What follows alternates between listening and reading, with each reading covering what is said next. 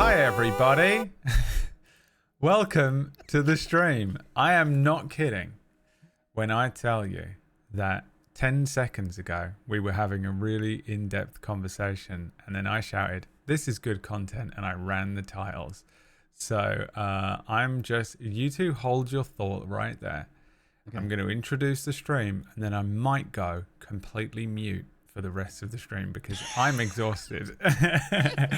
I'm going to talk the whole time. Oh, it's so good that you're carrying here. us today. I'm fucking fine. That's right, everyone. Aaron Black is here. Published author Aaron Black. Sorry, go ahead. Aaron Black, published author, is here to teach us how to write stuff. Because you're an actual published author and we're just idiots who... That's it, really. It's just a full stop. Two idiots. We've got... again, there is no episode of Don't Die this week, unfortunately. Pumpkinberry... lazy. I mean, she could have just straight up said, "I need 2 weeks off, guys." We've been like, yeah, of course. We're all dying. Yeah, absolutely. Take your time now. Yeah, no problem. Instead, she made up this grandiose story about her fucking, I pinched my a back nerve. hurts so badly. So bad. God. Turns out she's in Cabo. Yep. She's having a great time with her cats. No, PB has injured herself and has been off of stream, not just this stream, but her own stream as well, and just been laid up dying for a couple of weeks now. Brutal. And she phoned in sick. She called in at the last second and was like, "Oh my God, my back. Oh my God, it's so bad." And we were like, all right, no, just stop. First of all, why are you putting on that voice? Second of all, why are you coming through? Yeah, I was wondering, what was that? What are you doing? And then we said, yeah, it's all good. We're gonna grab published author Aaron Black to fill in, and we're gonna do an episode of Non-Effort, which is our chit chat, talky, podcasty kind of show that we do on a Friday, and we also would like possibly to earn some cash. Now, do we deserve it? No, because we're so tired. It's going to be completely underwhelming. It's going to be so true today, Chad. If you straight up begging today. This is just... Normally, I feel like we busk, but this is just begging. We are... If you like the other shows we've been doing throughout the week, then please consider throwing a tip our way. Because that's how we pay for them. And whenever we hit these topics that are on the screen, we'll change topics. It won't necessarily be like instantly we'll change the topic, but we unlock different topics that we're going to try and get to and talk about with famed author, New York Times bestseller. Number one bestseller, BAFTA award-winning screenwriter. Yeah, that was kind of surprising, but yeah, that Look was at him. pretty He's good. got like 12 guitars behind him. That's how you know he's successful. Well, okay, so there's a ukulele, there's a guitar. You can't really see the banjo.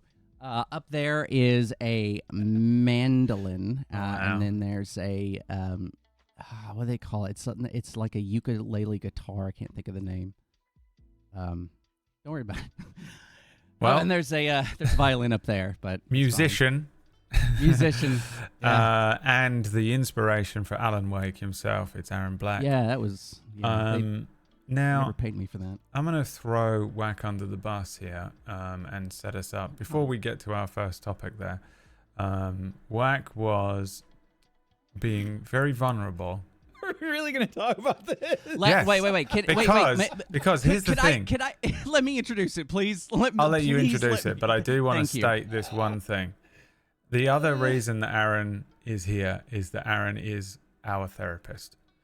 You know, he's our group therapist, and quite often it's just he appears when you need him, and it was Wax Stephen that needed him in this moment, and then I decided to monetize it. So okay, Aaron, you want to introduce it? Because I was gonna try and Oh, I got it. Okay. I'll be eloquent as fuck. Okay, so We were having a conversation about the metrics surrounding shows, and it's not just a table story thing or a YouTube thing or a Twitch thing. When it comes to what you create and what you put out there, you're not always going to get back the same amount of effort you put in. That was the baseline of what we were talking about. The hard thing about that, and I know this very well, is you kind of have to find your positive points. You have to find your wins, regardless of what your goals may have been when you started. And that's sort of where we were at. And it really, and I'm going to throw this over to Wag very briefly, not so you don't have to talk forever because I know you're going to die any second. But what I'd asked Whack I've dunked my face in ice water. I'm probably going to be good for like an hour. Perfect. That's great. What I was essentially asking Whack is, what would you consider a win or a positive if you could like turn around and look back at what you've created? Because I really think that's sort of how you have to look at it. It's like you have to look into the future and turn around and then look right back at yourself. Well, the question you're really asking is, what's the definition of success in our field, for you? Right? Yes, yeah, absolutely. It's a good question, but I don't, and I say it's a good question. I'm the one that fucking posited it originally. The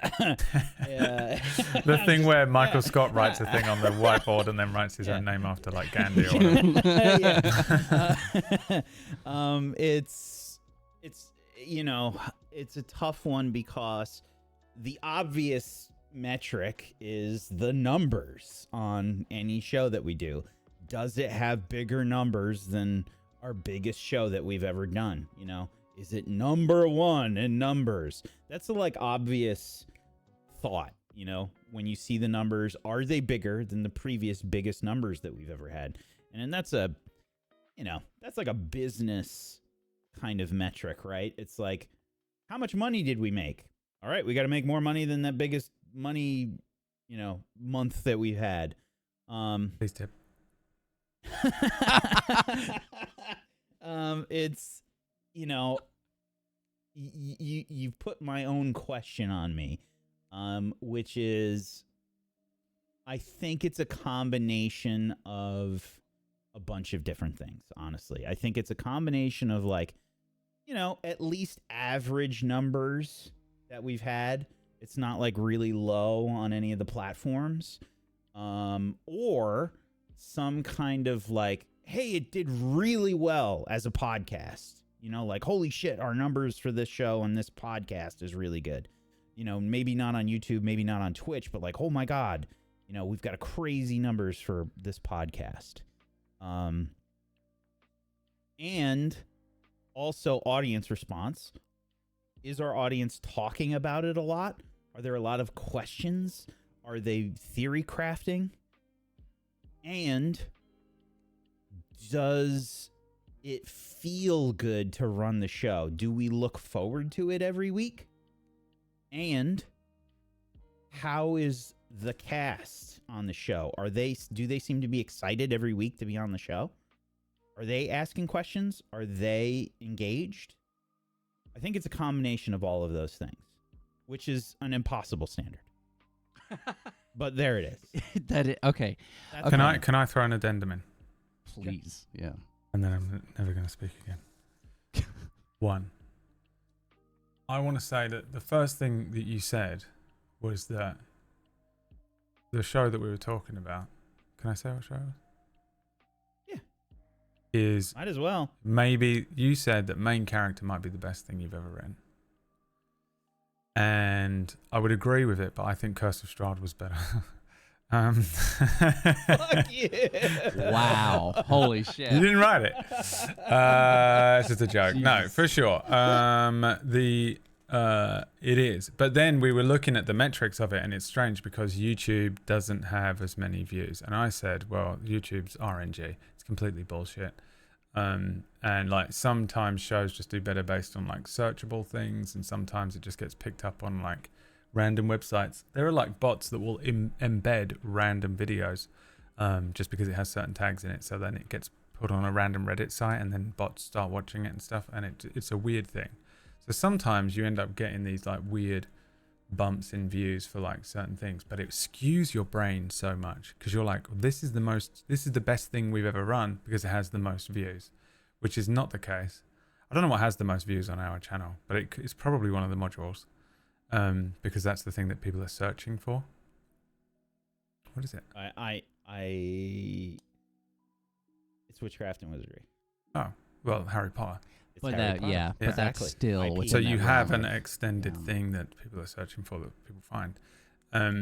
But it's not a good reflection of like, is this the best thing I've ever written? You know, because that question was, is this the best thing? And then the question that you put to me and Aaron, or the question that came up was, you said, I think this is the best thing I've ever written, but it doesn't have too many views, essentially.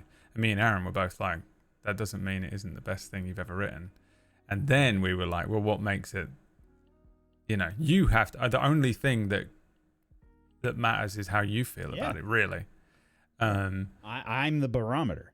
Yeah. And because at the end of the day, like I look at some of the stuff that I've written and I'm like, I think that might be the best thing I've ever produced. That might be the best thing I've ever written, blah, blah, blah. But then if I looked at numbers around them and allowed that to affect it in any way, I'd probably cry myself to sleep. It's so confusing. I would also say this much as well.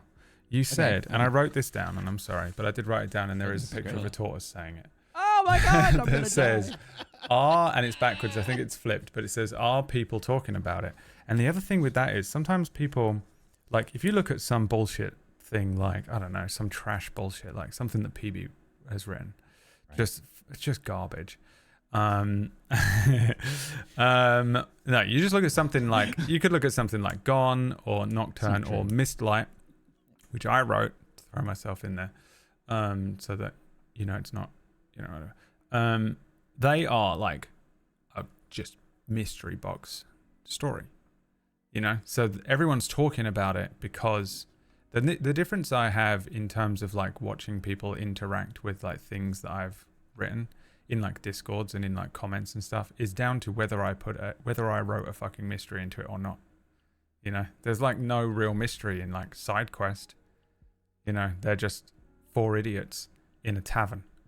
There's nothing to talk about other than it was funny when this happened and then that's it. It doesn't spark a conversation.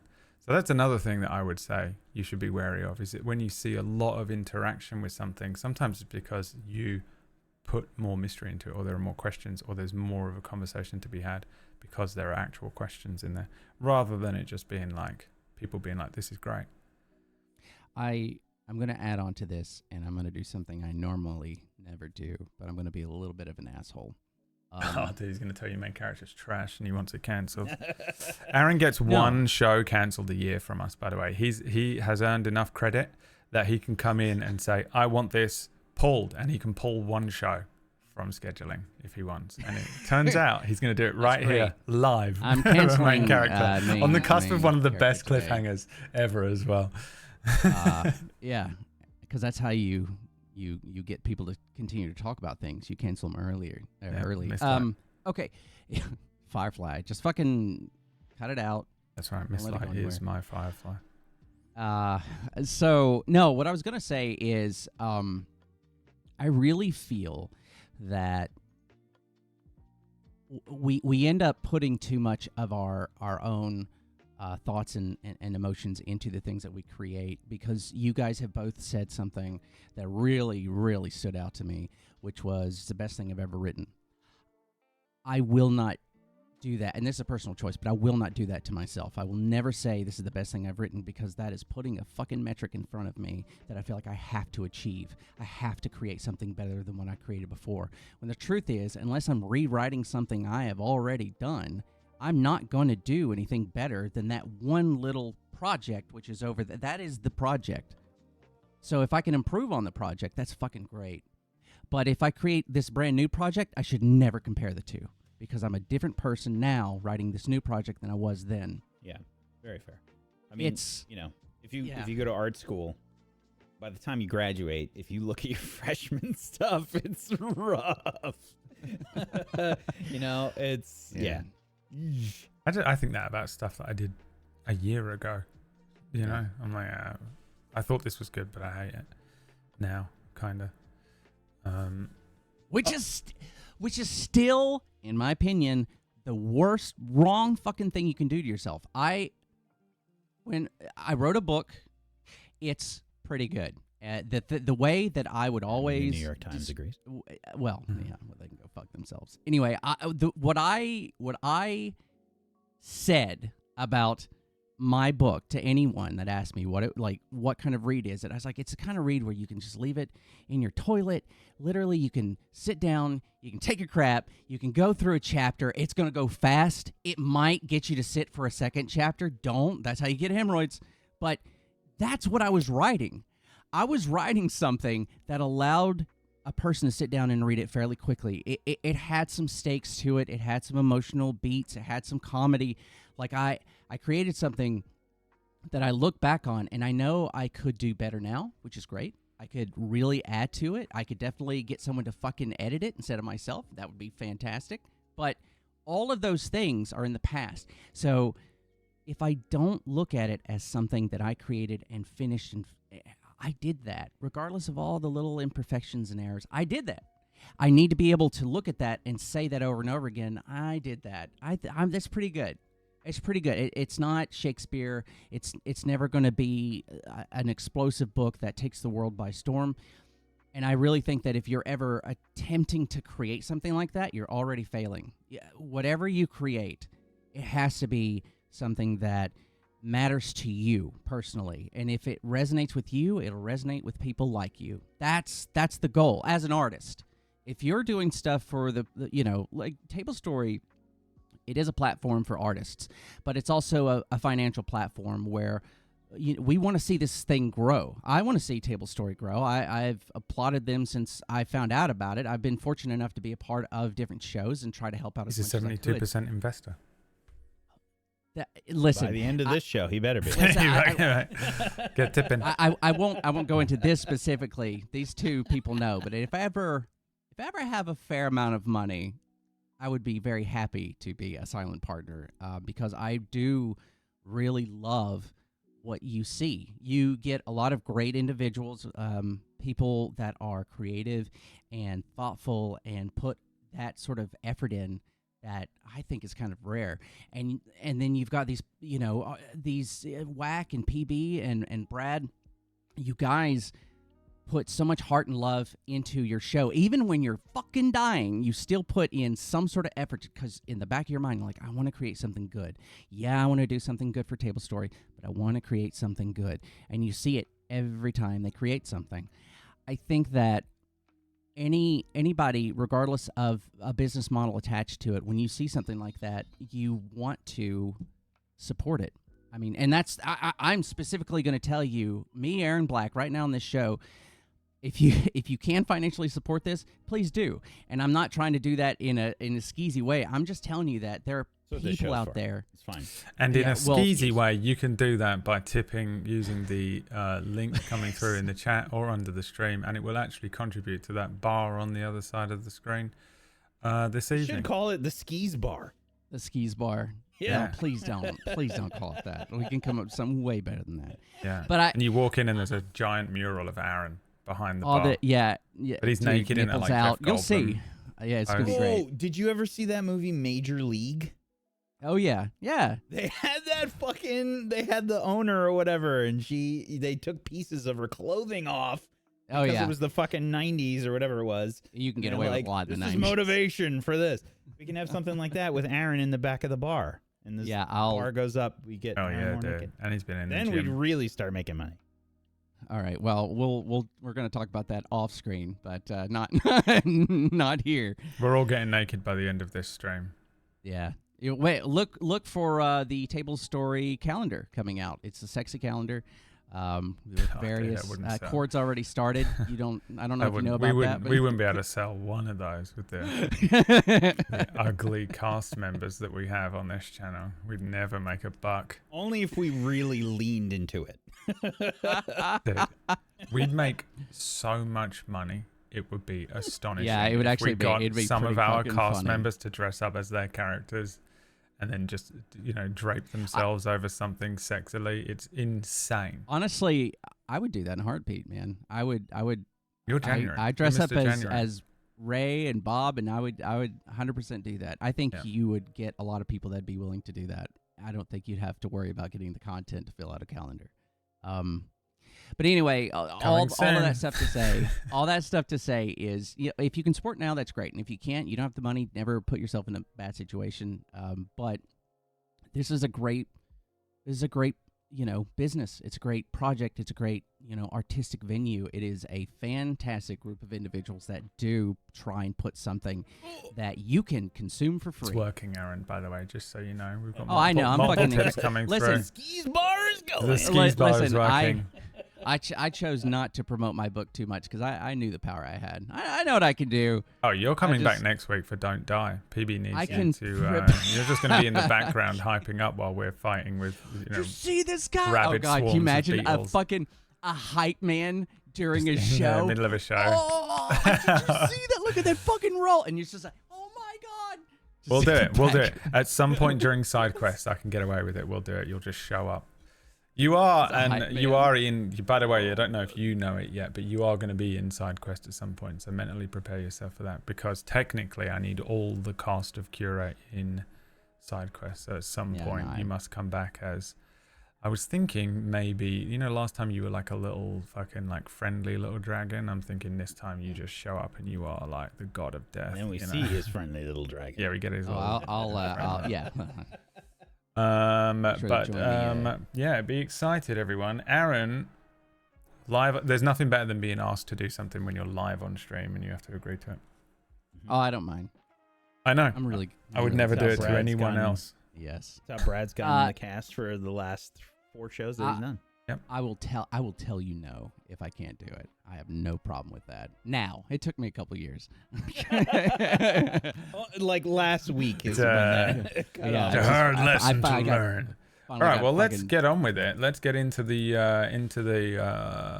topics here. So again, the topics won't necessarily like immediately change. So don't worry about like thinking, I don't want to tip the bar over, because we're just going to get through them as naturally as we get through them in a conversational way. So the first topic that came up for us to discuss tonight, I requested maybe more of a writer's perspective. I thought maybe this could be a bit of a writing themed episode, because we have famed author Aaron Black here as our resident writer, and maybe we could discuss differences between writing TTRPGs and writing novels and stuff like that, or just any sort of writing processes that might come through. Now I only had a couple of hours to pull questions, so I put it to my good friend and one of the mods, Piranha Plant, and said, hey, can you pull some questions? He said, yeah, I've got it, don't worry about it, you go ahead and work your day job, leave it to me. I came back at the end of my day job with half an hour before this show to go, and Piranha Plant had just asked people to submit questions, and none of them were to do with writing. So we got Listen, he was on the show yesterday. He's just as tired as us. I was this close to making him be on the screen with us. That motherfucker had the gall. I'm shaming him on stream. It's shame Piranha Plant hour. Yeah. Here we go. He does nothing but great work for us, by the way. He doesn't deserve anything but rest. We do our after session shit. We do the highlights, we upload stuff, we do a little bit of editing. So I'm like cooking, and after I'm done with everything, so like 2 hours after the show is done, this motherfucker is still up playing video games. He's in Sweden. Yeah, what the fuck? It's like 8 something. It's the adrenaline from being on a show. It's still coursing through his veins. What the fuck are you doing? I send him a message on Steam. I'm like, what are you doing, dude? It's Thursday night. Go to sleep. He's like, fine. It's the adrenaline from being on a show. He did pull for some questions, but they were we then my point here was that we do need a chat question, the top thing up here. So if you have any questions about the topic of writing with relation to TTRPGs or anything really, writing a character, writing novels, we can just let Aaron I'll blend waffle. the two. I have no issue with that, yeah. Then throw some options in the chat room. We'll put them to the vote and we'll add that to the bar as well. We'll take at least one question from the chat room. But the first one that came through wasn't necessarily about writing, but April threw a question in regardless that I thought we could all quite easily talk about. Because while Aaron is obviously an author, he's also been the player of just endless amounts of characters on Tablestory over the years. Been on too many shows. He's honestly been on too many shows. I took a break actually, and I Wow. and this was because of Whack, by the way. Whack was like, "Buddy, I think you're fucking tired," and he was absolutely right. And it was a thank you said for to being me a it was friend, man. because Blade Runner was trash and you didn't like it and didn't want to ever That be on a is- show again. PB, I know you're listening. Don't listen to him. I thought that's what That you is said to not me. true. I'll send Fucking- PB the receipt Don't you later on. fucking yeah, please do. Please send it to me too. I really want to read this. I can't believe that you said that.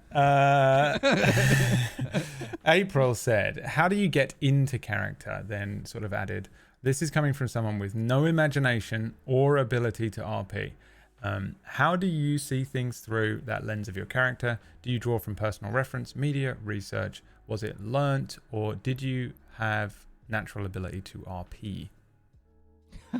How real do you want me to get right now? Because it can get kind of dark. Whatever considering gets where that skis bar going, Aaron. Yeah, I mean, All as right, long all as right. after every few sentences you say, please tip, you can say whatever you want within reason. here. Please tip. I mean, just answer the question naturally. Whatever you want to. Yeah, no, whatever you that's wanna cool. Say. So Whatever you feel comfortable saying, if you feel like it's going to get too real.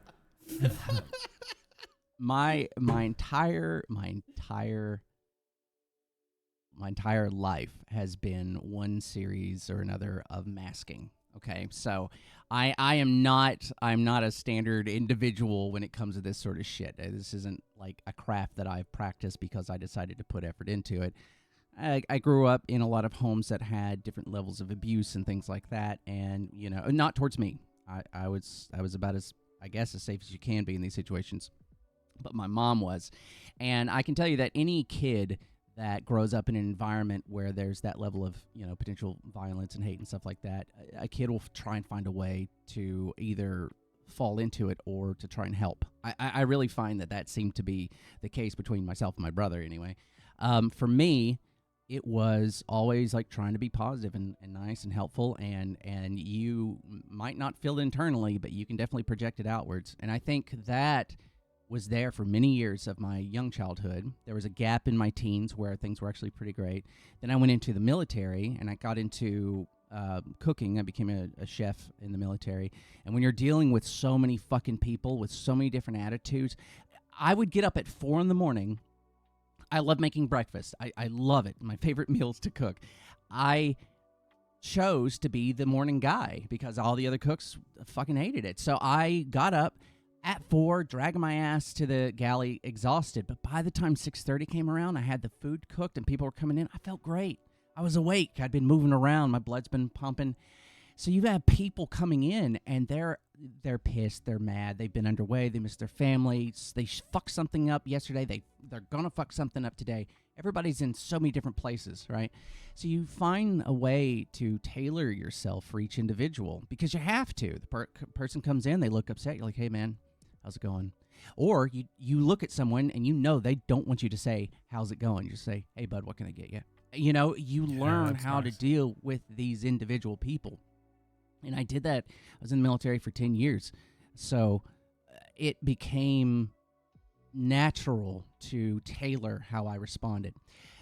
It wasn't until, I started streaming, and anyone that tells you how to stream or how they stream, finding what the fuck your personality is when you stream is kind of weird because you don't really know yourself until you start presenting yourself in front of people in an entertainment sort of way.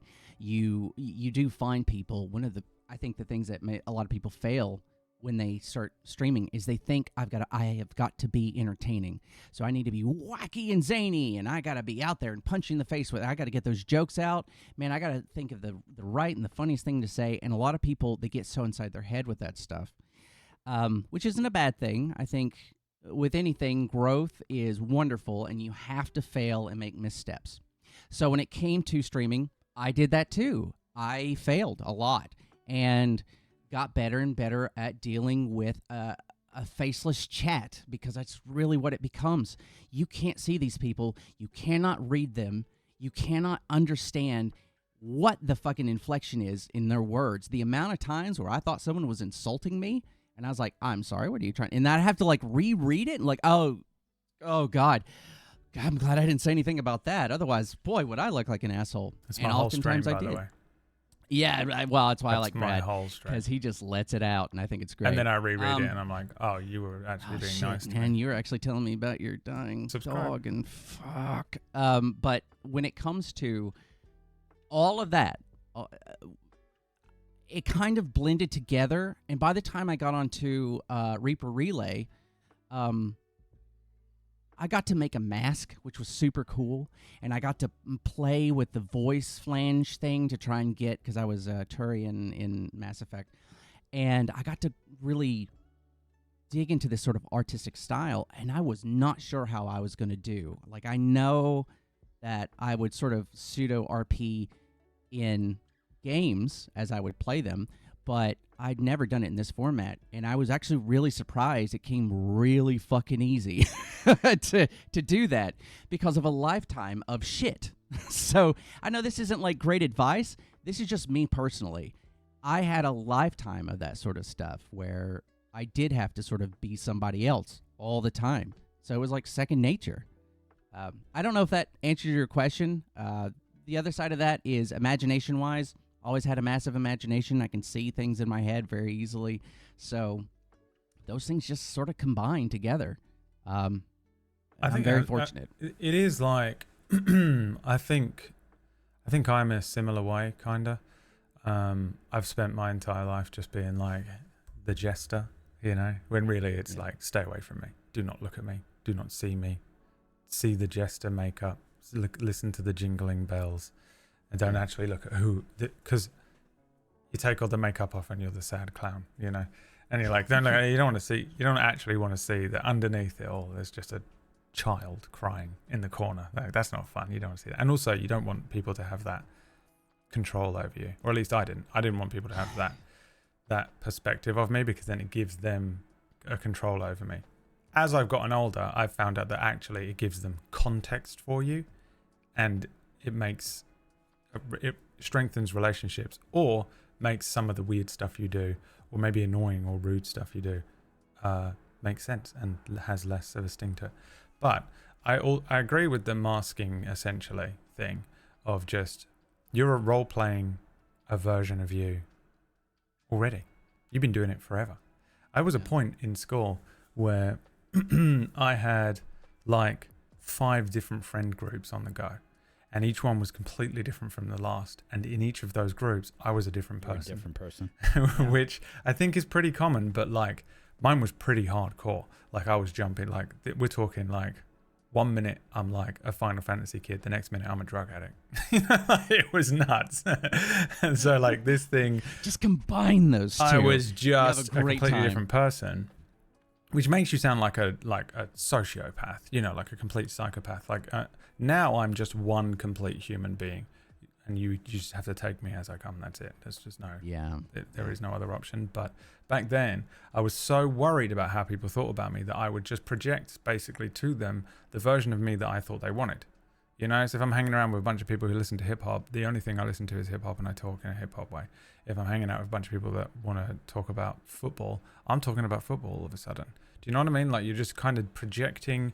It was more like you project a small piece of the pie chart of your personality towards those people. And it's kind of just, it's a form of RP, I think. And you're role playing. And it's the same, I'd go home and I'd be a different version of myself with like my mum, and then a different version of myself with like my nan. You know, like it's just really weird, but it was kind of a thing. So I completely agree. And I also think that the other thing with that level of like role playing a character, that's sort of drawing from personal reference, right? And then you learn kind of how to act in a way by doing that. And then when you're playing a character, you can draw from those references to project them. But I also think it's really, really hard to role play in an improv show, really role play in any way off the cuff, without pretty much playing a good portion of it as yourself. because it's very hard when you're acting and someone hands you a script and they say, this is your character, this is who you are, these are the lines, this is how you should say them. That's different to, you know, the DM says, a character lands in front of you and says this thing. How do you respond? You have like 1 second to respond to it. And it's very hard. You can think this is how my character would respond to it. But you still can only project a certain amount of, you're always projecting a certain amount of yourself and that through a lens of a character rather than like, I don't know, like true acting where you're just acting the part that has been presented to you to be given. So I always take that into account now. I never used to, but now I'm like, inevitably a part of me is going to come out through this. So I'm going to think about the parts that are me, that make sense for this character, and honestly just enhance them. A lot of the time I play characters that are similar to me because I think it's just kind of easier to do, and it will be a better performance, honestly. If I can add on to that, actually, because that's an incredible point. And this goes back to when Whack asked me to be on Rime of the Frost Maiden. I was so excited to create a character that would hopefully, because he gave us the setting, you know, he goes, look, you're in this sort of bleak area, so you need to sort of think about what you would be if you were someone, if you're going to decide to come from here, you have to think of the kind of person that you would be in this situation, you know. So whenever you're giving a setting and you get the opportunity to build your character around that, along with what Brad's saying, it was great because I could pull a lot of my own personal history. You know, I grew up poor, and put that into Raytuin, this, you know, this halfling druid that was a criminal, and you know, his whole story was a lot of fun to mess around with. Something that Whack told me early on, he goes, you know, don't think about overwriting your story. You know, find your points, find your beats, find the character, find the voice, essentially, but it has to be malleable. And what's really cool about that is, with what Brad's saying, you do get to throw aspects of yourself in, and I really encourage that when it comes to making a character, regardless how far away from you think that character is. Because with Bob in the Blade Runner show that PB ran, Bob was supposed to be a very stoic, very focused, very smart, very controlled individual with a hint of anger underneath the surface. I can absolutely say that there has definitely aspects of Bob inside of me. It is there. I don't know the last time I've actually gotten mad. I don't know the last time my face has turned. I'm talking about anger. I have a hard time thinking about any point where I've ever gotten to that point, that pure anger, but it's there. I know it is. We're all animals underneath, you know, like what's that thing we're Neolithic thinkers with a medieval social structure with godlike technology. Like, we're really primitive creatures. Yeah. And I think that when it comes to digging into emotions, which is kind of the key to role-playing, is you need to be able to allow yourself to feel when you're playing a character. You have got to be ready to allow that. You also need the tools to help out yourself after the fact, so it doesn't, you know, bleed is a thing. It doesn't affect everybody the same way. But I know for Bob, he was such a different character than anyone I ever played. But Ray was very, very close to me. He was super close to me. But I actually found both of them very easy to play. I was very surprised. Ray was you know, kind of a So what Aaron is saying, jokester. What Aaron is saying is that he's better than you at roleplay. I'm so good. He's I will say he's better than you. He's better than us, but he can never get close to the level that Orcish is at. Yeah. So anyway, no, God, I hope he heard everything. Aaron has ever made. There was the anger. The anger came back. We did it. I love Orcish, by the way. Orcish has been you don't need to lie to these people. Very No one here stalwart likes Orcish. friend. And he'll take the piss every now and then. I'm pretty sure I pissed him off once when I said, "God, are you?" I called him some name. I can't remember remember what it was. I do. Oh, dude. And And he said it like 3 months later. I was like, oh my God, did that bother you? Whoops. I didn't mean it to bother you. My bad. He thought about it every night. And you know what? There was a point where I would have done the same, but, life changes you. And I don't give a shit anymore about anything anyone says. It's really fun. If you guys can get to that point, super great. For the characters and for that question specifically, honestly, I think that if you start from the point where you're going to put some of yourself into the character, you'll find the rest of it as you go. I really do. Gene Wilder said something at one point where he was talking about acting across from Richard Pryor, and he goes, it was really interesting. We had our lines, but suddenly Richard Pryor just said this line. It wasn't a part of it wasn't supposed to be there, but he said it. And I didn't even think. I just said the next thing. And then he went back into the dialogue, and then later on, I said something. I didn't even think about it. It was just something that seemed like it was good in the moment, and he just responded. He didn't think. And I really think that's kind of part of it.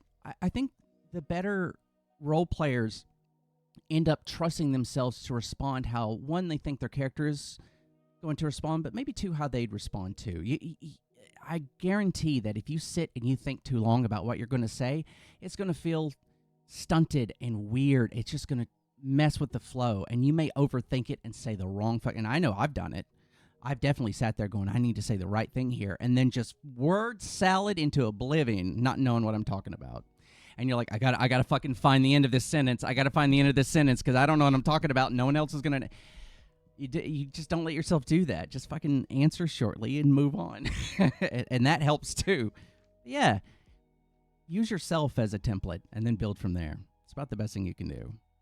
My answer is depression. Okay. Well, I think that was both of our answers as well, though. Yes. That was the TLDR for both of their answers. Depression. Honestly though, I don't think it's far off from that. If I'm being honest. That's fair. We all have different childhoods, obviously. My childhood, I don't think I was really masking. I think for me, it was just dealing with awkwardness and depression. And for when I was a kid, I was really different than what I am right now. I feel like you might see hints of my personality right now as a kid. But I was really different. Very, very quiet. Very, very I hated school.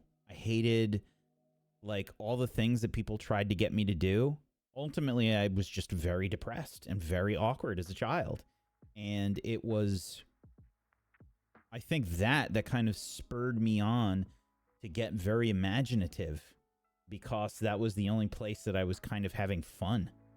As sad as that is to say, it's the truth. I got bullied a lot in school, and I just kind of took it up until a certain point. I had a very high threshold for bullying. And I've told you the story before, Brad, and I think I've told Aaron, but I had a literal breaking point where I fought back against a giant bully, massive. The guy was double or triple my size, and I literally jumped on the guy and started punching him just because I couldn't take it anymore. I broke. And I don't know if that was a full on turning point for me, but it was pretty. I knew something changed in my brain at that point. Because I just didn't want to take it anymore. And I think it really started to manifest when I was in college, where I just stopped taking shit from people. And if somebody pissed me off, I told them. I had another bully in college, except I fought back. And I was just he's going to mouth off to me. Okay, I'm going to turn my filter off. I'm just going to say whatever the fuck. If he goes to hit me or whatever, then I'll just fight back. It was like a switch got flipped in my brain where I was like, dude, this guy is an asshole, man. Why am I letting him talk to me this way? And funny enough, I think it was during GoldenEye. We were playing fucking multiplayer GoldenEye. I was really good at it. And everybody used to get pissed off at me when they'd play me in GoldenEye because I'd destroy them. And this guy would just start mouthing off to me, he's like, God, this is the only thing you're good at, blah, blah, blah, blah, blah, just vile shit. And I was just like, you know what? Fuck you, dude. I was like, you're just fucking pissed because I'm kicking your ass, and I just let loose. And every single time he mouthed off to me, I was spitting back at him like, no, fuck you, dude. And that was probably the big turning point for me. So most of my childhood was me just imagining better situations. I didn't do the masking thing. I made worlds in my head to escape to. And I played video games. That's what I did. Yeah. So I think all of my talent for being able to jump into a character or create worlds or create anything was based on that. It was just based on escapism. Fucking yeah, it was just escapism and depression. I think that's true for... Honestly, RP I'd be is pain. surprised if that wasn't true for almost everyone in here even watching this and and watches the shows and stuff in some way or form. I think that is why a lot of people just consume this kind of media, in the first place. It's why we were playing games. It's why Final Fantasy VII is my favorite game. It's not because it's the best game ever or anything. It's because it's the first game I played that had like an immersive story, because before that I only had like FIFA and Gran Turismo and stuff, and it's like there's only so much escapism you can utilize. And it does make sense. Like part of the question from April was like, was it learned or did you have a natural ability to RP though? Because that's the thing that I think is a little different here, because a lot of us want to escape, but like some people suck at RP, and that's not an attack necessarily. It just is what it is. What is that? I don't think I'm the best actor ever, by the way. I think that they're like, we know professional actors and voice actors, and then we've got people who are just naturally very talented at role play, and you can just throw them in the deep end. And then there are some of us like me who I think are kind of maybe in the middle on my best day. And that's not me putting myself down. That's just I'm aware of my capabilities, and also I'm aware of how impressive some of our mutuals and friends are. And then you've got people who are maybe not as good at RP, but they're going for it. And then you've got people that are just not naturally talented necessarily at either acting or improv or role playing. Where did that come from, do you think? It's a bit of a tough one, because you sort of have to admit that you're good at something or slightly better at something than some people. But I mean, if you talk about each one of us right now and our abilities and where they come from, I think there's some similar themes, but it's pretty vastly different. I mean, I think your ability comes from life and then effort and practice. I really think it's just you take what you have and then you try and build upon it if you can. You learn along the way and you just keep going. I mean, it doesn't mean that you're going to become amazing, I don't think you have to be. I don't think you have to be incredible to do something and have fun doing it. And I cannot stress that enough. You should be having fun as much as you can, whenever you can. In this sort of situation, this scenario, you want to put in effort, and Whack knows, and Brad knows as well. I have a pretty fucked up work ethic where I have to be there. Like, I have to be there. It's a military thing. Like, if you're on time, you're late. If you're early, you're on time. I don't like to miss stuff. And that's not healthy at all. But I'm very fortunate that whenever with Tablestory, it's fun. And I think that makes it easier, The environment that you get to role play in, I think that's super massive. Like, it is so important that the people that you're with, you feel good with, and you feel like you can trust the DM, you feel like you can trust them, and you feel like you can lean into whatever they're going to do, and then just be open. There are so many aspects to role playing and even improv acting at that, where I think it's just not going to be the same for everybody. My answer, Whack's answer, and Brad's answer are pretty different. And they're all valid, and they're all fine. And whatever yours is, you might have to dig in and figure it out. But honestly, you just got to try. You know, just try. Before, God, I walked around. I came up with phrases and sayings and dialogue and voices and things like that every time there's a show, and I will walk around my house and I will talk to myself and I will do that as well. And I know Wack does that as well. Yeah.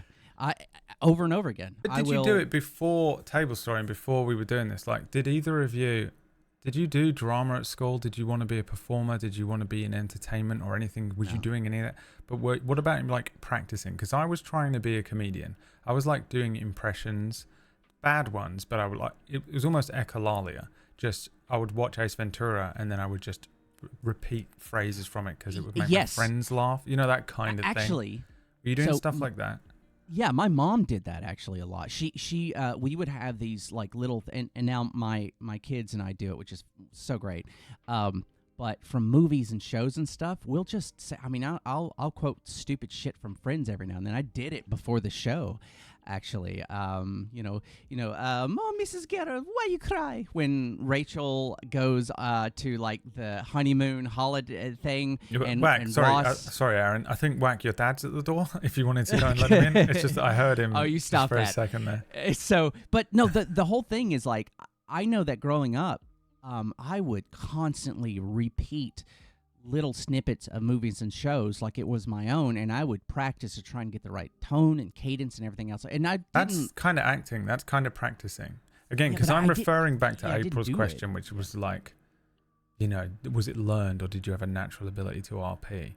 It's got to be learned then. I think it's got to be learned, isn't it? It's got to be practiced. It's got to be learned. I don't think there is a natural... You probably just didn't think that you were doing it because you weren't being naturally trained by RADA to act. Yeah. You were doing something. That's the difference right there. It's just not knowing that you were training it. Yeah.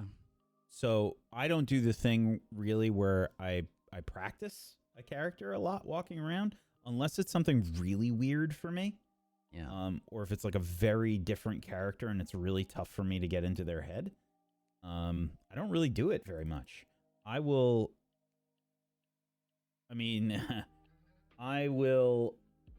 feel like I've done this more in my life where I've had, it's a really bad habit.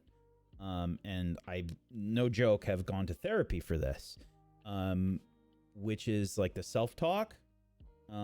Where I will imagine situations that have not happened yet. This happened in my old job because my boss was a fucking nut. Where he came in with this like really nervous, crazy energy all the time into work.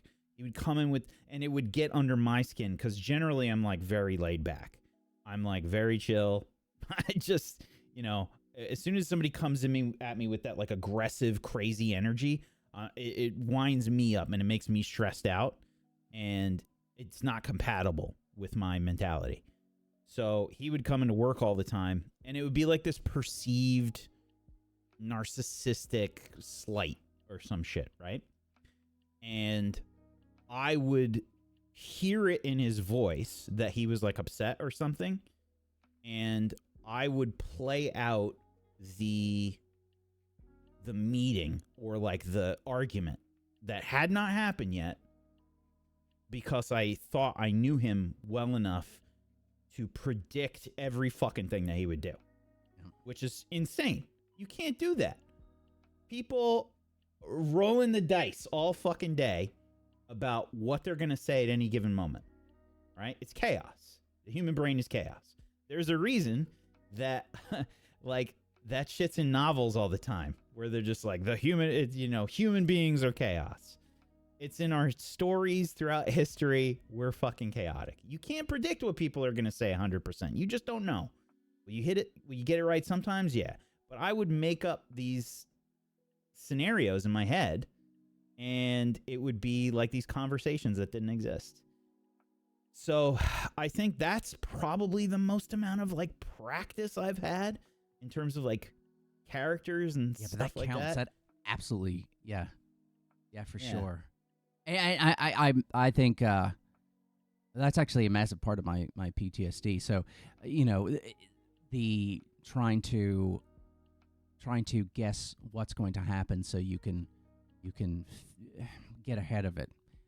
Because it's a fear response, or at least it is for me. It's a fear response, I trying to figure out the safest, most efficient way of dealing with a situation, and you can't. And I can honestly say, through therapy, the more you get away from that, the better life is, because Wax right, you can't. And that for anyone here, if you're finding yourself doing that shit, I know it's hard to shut it down, but if you can at least try to start working on shutting it down, distract and find something else to do, man. Because it's just a waste of your time and your emotions, and it is not affecting anybody but you. But yeah, dude, this is a deeper conversation for that. It's because you're here. Question. Oh, okay, cool. Next question. This one you probably won't be able to get as deep with, but if anyone can, it is you. Okay. This is a question or a topic. I shouldn't really call them questions because we need to talk about them for a good long while. Silicon said, as someone who's trying to create their own setting to use for TTRPGs, what would you consider to be the top 3 aspects of a setting or a world to focus on at the start, using those aspects as a framework for anything else you develop afterwards? I'll print screen this one for you as well because it's wordy. But top 3 aspects of a setting or a world to focus on at the start. We appreciate all the tips and everything that you've given thus far, by the way. Thank you. Thank you, chat. They help keep the lights on here at Tablestory. And yeah, getting that skis bar up really helps. And you know what? If you really want to, you could do a little more. Wow. All right, so on to the question.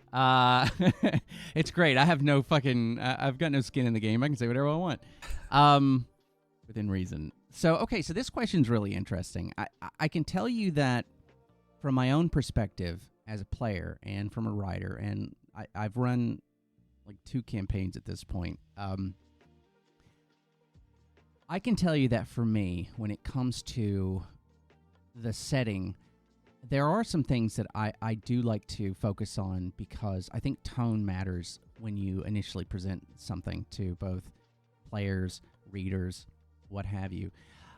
You kind of need to present your world in a light that really shows what the story's going to be like. If it's a bright, shiny world and there's an adventure to be had and things are going to turn dark, you can foreshadow, that's fine. But starting with that world where it's pleasant and calm and things like that, that's a valid way forward. If you want a dark world where it's vampires and you want to sort of just start with someone getting the fuck bit out of them and drained and they didn't see it coming. I always remember Miranda's character in like the first season of the what was the vampire show you got? Shit, what was the name of it? I can't think of it. With Jersh ran it. She was like this fairly innocent seeming Leech. Girl. Yeah, Leech, thank you. This seemingly innocent girl in a church, and then she just fucking eats this guy. It was such a wonderful tone to it. Was unexpected, and that really came from a player. Even though the setting was there, the player allowed to sort of put in this incredible, like, you really don't know what to expect. I think that's exactly what you need for a setting like that. So when you say the top 3 aspects of a setting, I don't think you can do that. I honestly think that you build off of one and you just keep going. I mean, you start with your adventure or your fantasy or your high-tech whatever is going on, and then you let your players sit in there. And I know that for me, when I write, when I create, I kind of do the same thing with my characters. I let them talk as I write their dialogue. I don't plan things out. They sort of call it gardening versus like scaffolding or architecture when it comes to writing. I don't plan everything out. I see what I think a person's going to say when something happens. I write it out, I'll read it and go, yeah, I think they would say that, and then I keep going from there. You'll be surprised at how much you can pull from a character for your story when you see them react gutturally to something and you go, oh man, that's a great theme. I mean, and now I know this person has this pretty hard fear, and I think I could really blend something in. I have to assume, and Whack, and Brad, please help me out. I really think that your setting really, it's your characters and how they move through the world. I think you start with something, you have your themes, but then you let them guide. And that's again, that's from my perspective. Do you do something like that, or do you feel like the theme stays a certain way the whole time? I know what Wank does. Wank comes up with the title first. That's all he cares about. And then he just shows up on the day, throws shit at the wall. Yep. The fact that you come up with the title first is still crazy to me. I don't know if I do it anymore. I'm so proud of you. He's all grown up. I actually don't think that's a... I feel like me and Wack are a bit more mechanical when it comes to TTRPG settings. If I was writing a book, it would be probably different. I'd probably think about a tone or a theme or something and then go from there. Or like maybe if you have like a unique concept, I could maybe go for concept. If I thought of a crazy concept that was like, well, like an anime, I'd probably go for it. But my brain is so slow right now that I had a clap back for the title thing. It just popped into my head, which is all of the good names are done. That's why I can't do title first anymore. Oh, okay. Yeah, it's really That's true. All of the good names are I gone. didn't even name side quest. PB did. Yep. I don't know what I was going to call it. It would have been the last thing I thought of. I think I was starting to get stressed about it. When it comes to, okay, there's a couple of different things that are going to happen because it kind of depends on a couple of things. But for TTRPG setting, I'm a lot more mechanical. I just think about what I need for session 1. And I'm like, what do I need for session 1? And that doesn't necessarily mean do I just need the village they start in. It can mean like, do I need to know what is happening? Do I need to know, if you're writing a murder mystery, you need to know who did it at the beginning, kinda, in order for you to lay evidence out in a way that leads successfully to the person. So if you have a big bad evil guy destroying the world, why is that happening? If you start with this portent aurora in the sky and the world is being destroyed by something, you need to know why, kinda. You don't have to have everything like bulletproof, but like that kind of stuff is what I need to know for when I plop the players in. Work backwards from the ending. Sometimes this is what I mean is when I say what do I need for session 1, because sometimes it is just I need the tavern they start in. I don't need anything else because I know they're not leaving that tavern. It's usually a good idea for me when I go, I need the tavern they start in. Well, I probably need to know the town they're in because someone in the tavern's going to mention it. Okay, well then I probably need to know the kingdom they're in. I probably need to know, what's going on in the world in the most vague way. I probably need a name for the planet. But you don't even need that a lot of the time. I just try and think, what do I need for session 1 that will make this an enjoyable experience for everyone and won't just make me seem like I'm incompetent and like truly making it up as I go. So sometimes that is, I need to, for example, with side quests, I needed to build the entire continent of Vayfall, which was brutal. When I say the entire continent, I didn't need to know every NPC and everything, but I needed to know a good amount of it because I didn't even know where they were going to be starting. I didn't know where they were going to be from, and I didn't know what they were going to do. With Cura, the previous show that I ran, I just needed to know the immediate starting area and why the bad guy is doing what he's doing. And then from there, I go from there. I honestly, as long as I'm like mentally prepared for the first session, I'm pretty good from then on, because you have such a good idea between sessions of where players will go as a GM. This is immediately disproved between side quests episode 1 and 2, but that show I don't think really is a good barometer.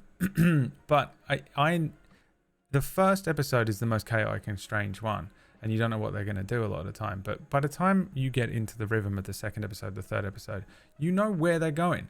They're going to the dungeon outside of town. They're going into the mountain. Opinion about that. You're going the other way. See, you don't know where they're going. I mean, you know where they're going. The more between you get into sessions. the middle episodes, it's by far the hardest for me. without question. The first episode is. In terms of this question, though, Yeah, I think so. And okay, so what you're talking about is that sort of architect type of story building where you do create a lot, which I think you have to anyway. I think that when it comes to a TTRPG and what you're producing, just by the nature of what it is, you have to have a lot of your details ready to go. I don't think when it's world building. If I was running Yes, Vampire the yes. Masquerade, I wouldn't need to build London. No. You know, I'd just have to research an area or a time. But also, time. Your description when you open up the story and you decide to describe the darkened street where the street lamp is barely, bleeding into, you use these terms in order to set up your setting for that initial, here's I'm the a world scene. builder, man. Here's your theme. I shit that out in the moment. I just And I trust think- myself but to exactly. be able to Right, describe the street on the day. Okay, so that's what I do with writing. But if I don't and know where that that's street also is my approach. before I get to it, I'm like freaking out the whole week. I think that I like the chaos of on the fly. I think that which is how I write, but I love to get excited about the shit that comes out of my head as I'm like, oh my God, this is such a good idea because I said something and it triggered something, and then I'll put that down. It's a little harder actually, no, it's not harder in a tabletop setting because you have these massive breaks that allow you to go back and really consume. And one of the coolest thing that I have observed with tabletop shows is you guys that watch it will come up with insane shit. I do it too. I have no idea how on the nose it is or not, but regardless of that, the fact that you can take something that someone else has built, something they haven't even talked about inside of it, and you start crafting off of it, you're building in the air, and it's incredible. It's incredible because you might be hitting on stuff, and sometimes you guys do. Sometimes you literally say shit. I've been here with these guys when they're like, "Oh my God, did you see what such and such said?" Mm-hmm. They know, like they can't respond to it. They can't tell you you're right, but it's incredible. I think that a lot of storytellers, there are story beats that you're always going to hit. You're not reinventing the wheel every time. So there are things that you can guess at. There's a hero, there's a protagonist, there's going to be some conflict, there's a rise and a fall, all these things are very normal story things. So it's fun to play within that. And when you guys set up a scene in that first, episode, and we're just listening, trying to figure out what the fuck is going on, I think that kind of the fact that it's not fully formed is probably one of the best parts. That mystery, maybe that's part of it too. Maybe mystery is a massive part of the setting, which to me makes a tabletop show awesome. It's like something I want to watch. I know there's a mystery there, even if you haven't presented what that mystery might be. I know it's there. I'm fucking looking for it immediately when the show starts.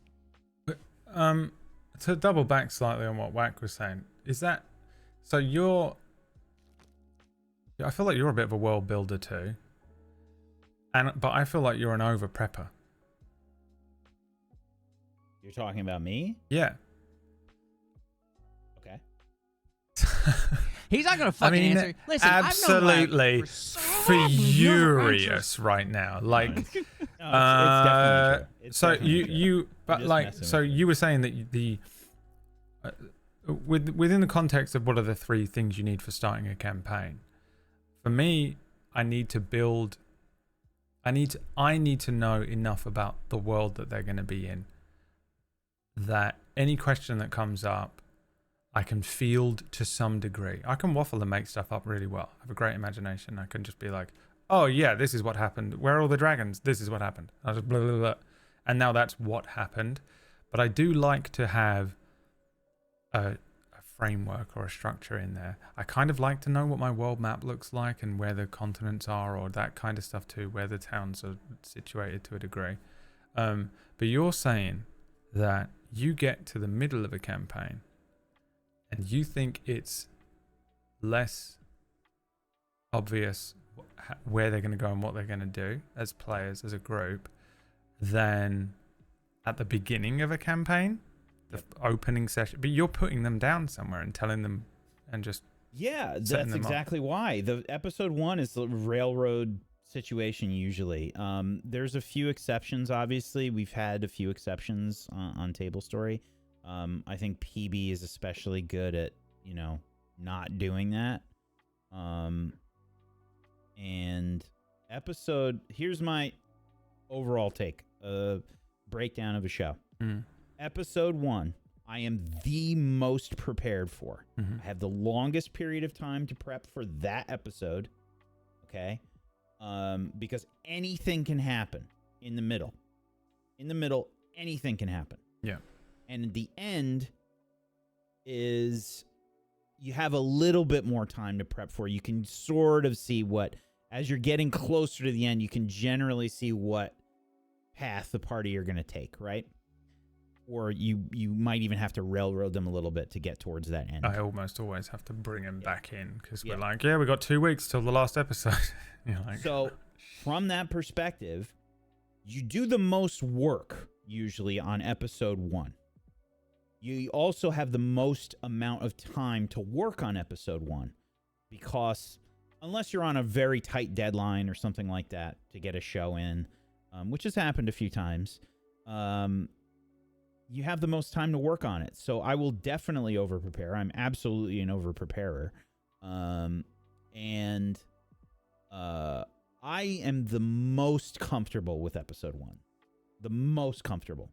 I have a vision for the show. I'm presenting it in episode 1. I also know it's gonna go to shit.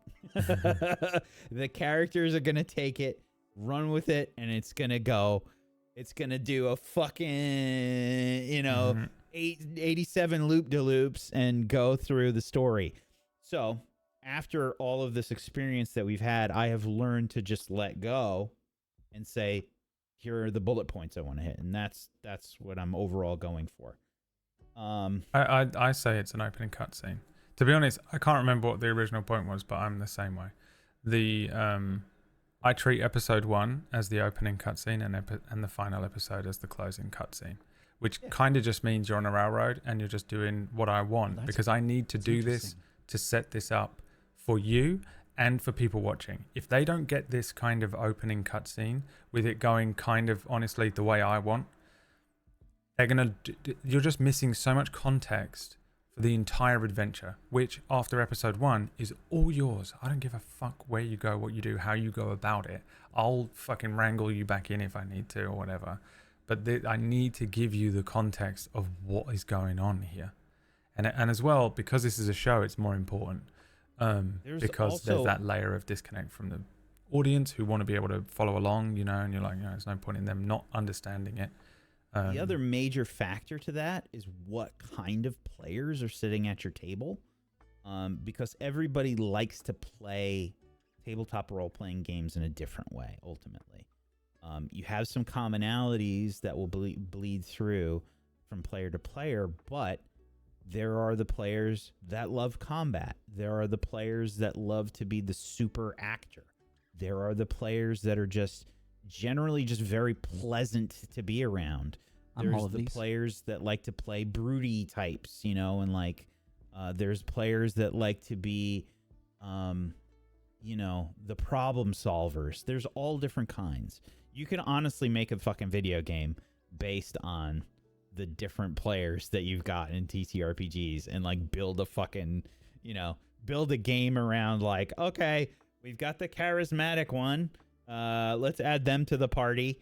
And, you got simultaneous shows running. We can make a Tablestory game like that. That would be funny. Okay. What am I? Seriously. Whenever you guys have thought guy about... that's always pleasant to be around.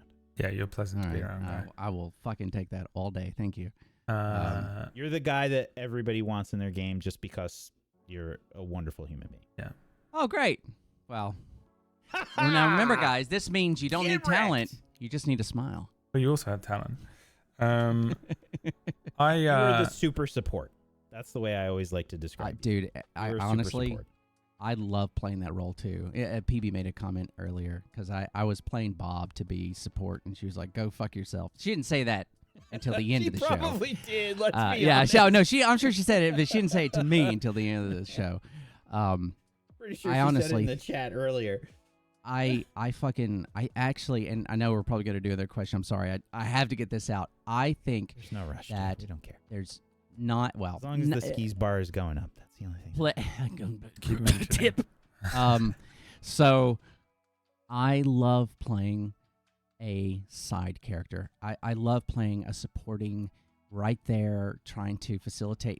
Of course, I have a story and I would love to get it out there as long as it makes sense in the moment and it flows well with the story. It's super important. But there's something beautiful about asking another player a question that you know is going to open up their story a little bit, and then you have a scene with them. It is fucking special to be a part of a scene with somebody where they divulge something that is a part of something they've created. It's probably one of my favorite feelings when it's the nighttime, the fire's there, and you've had a rough day, everyone's pissed, and you're sitting there, and you go, why did you get so mad? Like, I notice you usually don't. Why did you? And then they get a chance, and that's something beautiful when you have another person across from you that picks that up and goes, okay, I'm going to fucking tell you. And you get to sit there, and you get to help maybe guide them a little as you go, okay, I understand you did that, but if you've had all this control, why today? I don't get what's going on now. It's more collaborative when you get to be a part of someone else's story.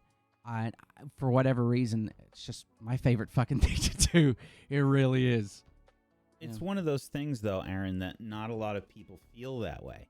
It's the same kind of issues you run into in video game RP, right? Where it's like everybody wants to be the main character. They've got main character syndrome. Is that people don't recognize the joy that you get from playing a supporting character, or that you can have as a supporting character if you really just try and enhance everybody else's story. You know, it's a thing that not a lot of people know how to do. Which is funny because all it is asking a question in the moment about the character in front of you. It's probably one of the simplest ways of RPing because it's asking a question. It's great. Just to actually answer the question that was asked of us, though, just real quick. What was the question? It was the top 3 aspects, right? Well, I mean, here's the thing. So, because I think Silicon was specifically asking about creating a setting for a TTRPG. I feel like we've answered, like, what would you do for episode 1 of a show? But if you were building a setting, which means, I guess, if you were like creating your own Forgotten Realms, or you're creating your own, whatever, what would you, and we'll try and quick fire it. The top 3 things. For me, I think that it has to be, you really have to understand what's where, it doesn't mean that you have to have a bulletproof map down with everything in, because your setting could be weird. It might have a shifting landscape, it doesn't, there could be a spell wind type thing happening where everything's changing or whatever. But I think some idea of what that looks like, and if there is like a shifting magic thing, that has to be, I think, the most bulletproof thing. If you have a unique element to your setting, know what it is and why that thing exists. Give it context. If it doesn't have a unique setting and it's just you wanted to create like a world, for me, I just put a town down and then justify it. I just go, this town is called, Aronsville, and it's a farming town. Okay, well, if it's a farming town, it probably looks like this and it has this kind of, these things. It's got like, what type of produce, whatever. And then you put a mining town down, or you put down a town that used to be a mining town and isn't anymore. Why? And what effect has that had on it? Has it made it richer? Has it made it poorer? That kind of thing. And you just start justifying and justifying and justifying until you have a whole world. But I think any unique aspect has to be, you have to know why. With Mistlight, I had a setting where there was only there was an area of this world that was just hemmed in. There's a wall of mist around it. People can't, you go into that mist, you never come out. What's going on there? If I don't know what that's about, I'm not running it. I'm not putting it out there, because that's going to be the most unique and interesting element, and I think I need to know what that is. So I think those for me are two. Just really understanding what the landscape is that you're going to be dealing with, and having places and areas that are justified in some way. And then if it has a unique element, really making sure I know what that unique element is and why. Whether that might be, that could be anything. That could be like you have a magic system in place that's unique and weird, like Spellwind, where you have this strange, almost wild magic happening. I don't know about anything else. What else would you say? I'll do the same as you in quickfire. I really think you have to know the tone of your world. You have to know, I think, knowing where your story starts and ends on some grand level. You don't have to have everything written out, and I don't think you have to follow it either, 100%. But like Brad was saying, you got to know where things are. I think that's super important. I think you have to know what that hook is for your world, why it's interesting. That's massive. Mm-hmm. Like, if you don't have that, then what the fuck are you even writing? Like, you've got to have something that's going to make someone interested, and you need to present some aspect of that as soon as you can. Just because then you're just wasting time. No one knows why what's interesting about this. Nothing's happened. Yeah, I mean, honestly, yeah, tone and a hook. And then from there, I don't know. If you're building a setting, yeah, so like if you're building an adventure, which is the story, then you only need to know what's on that story path. If you're building a setting, in my head, I imagine that I'm handing it to someone at the end, and they have to run something from it. That's good. That's how I do a lot of this stuff. I'm like, could I hand this, even not necessarily in like the chaotic notes that it might be in, but in some presentable form, could I hand it to someone else and they run something from my setting at the end of this?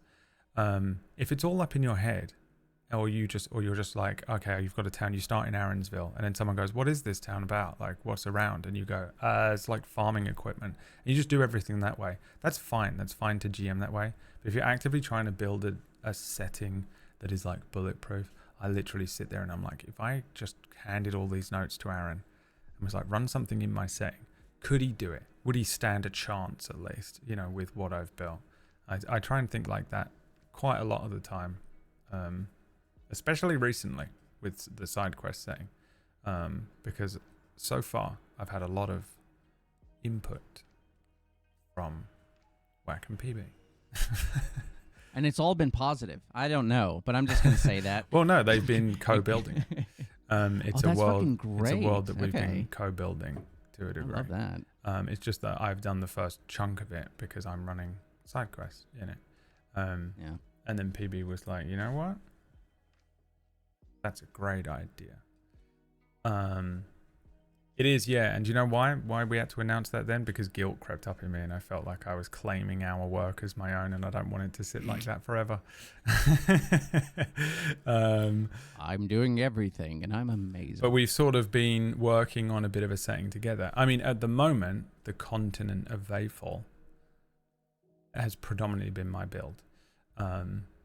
But overall, when it comes to the setting, I think we're going to have this fucking crazy world that has been built by all of us by the end of it. And it is going to be insane. It's going to be partially insane. It's not going to be too crazy.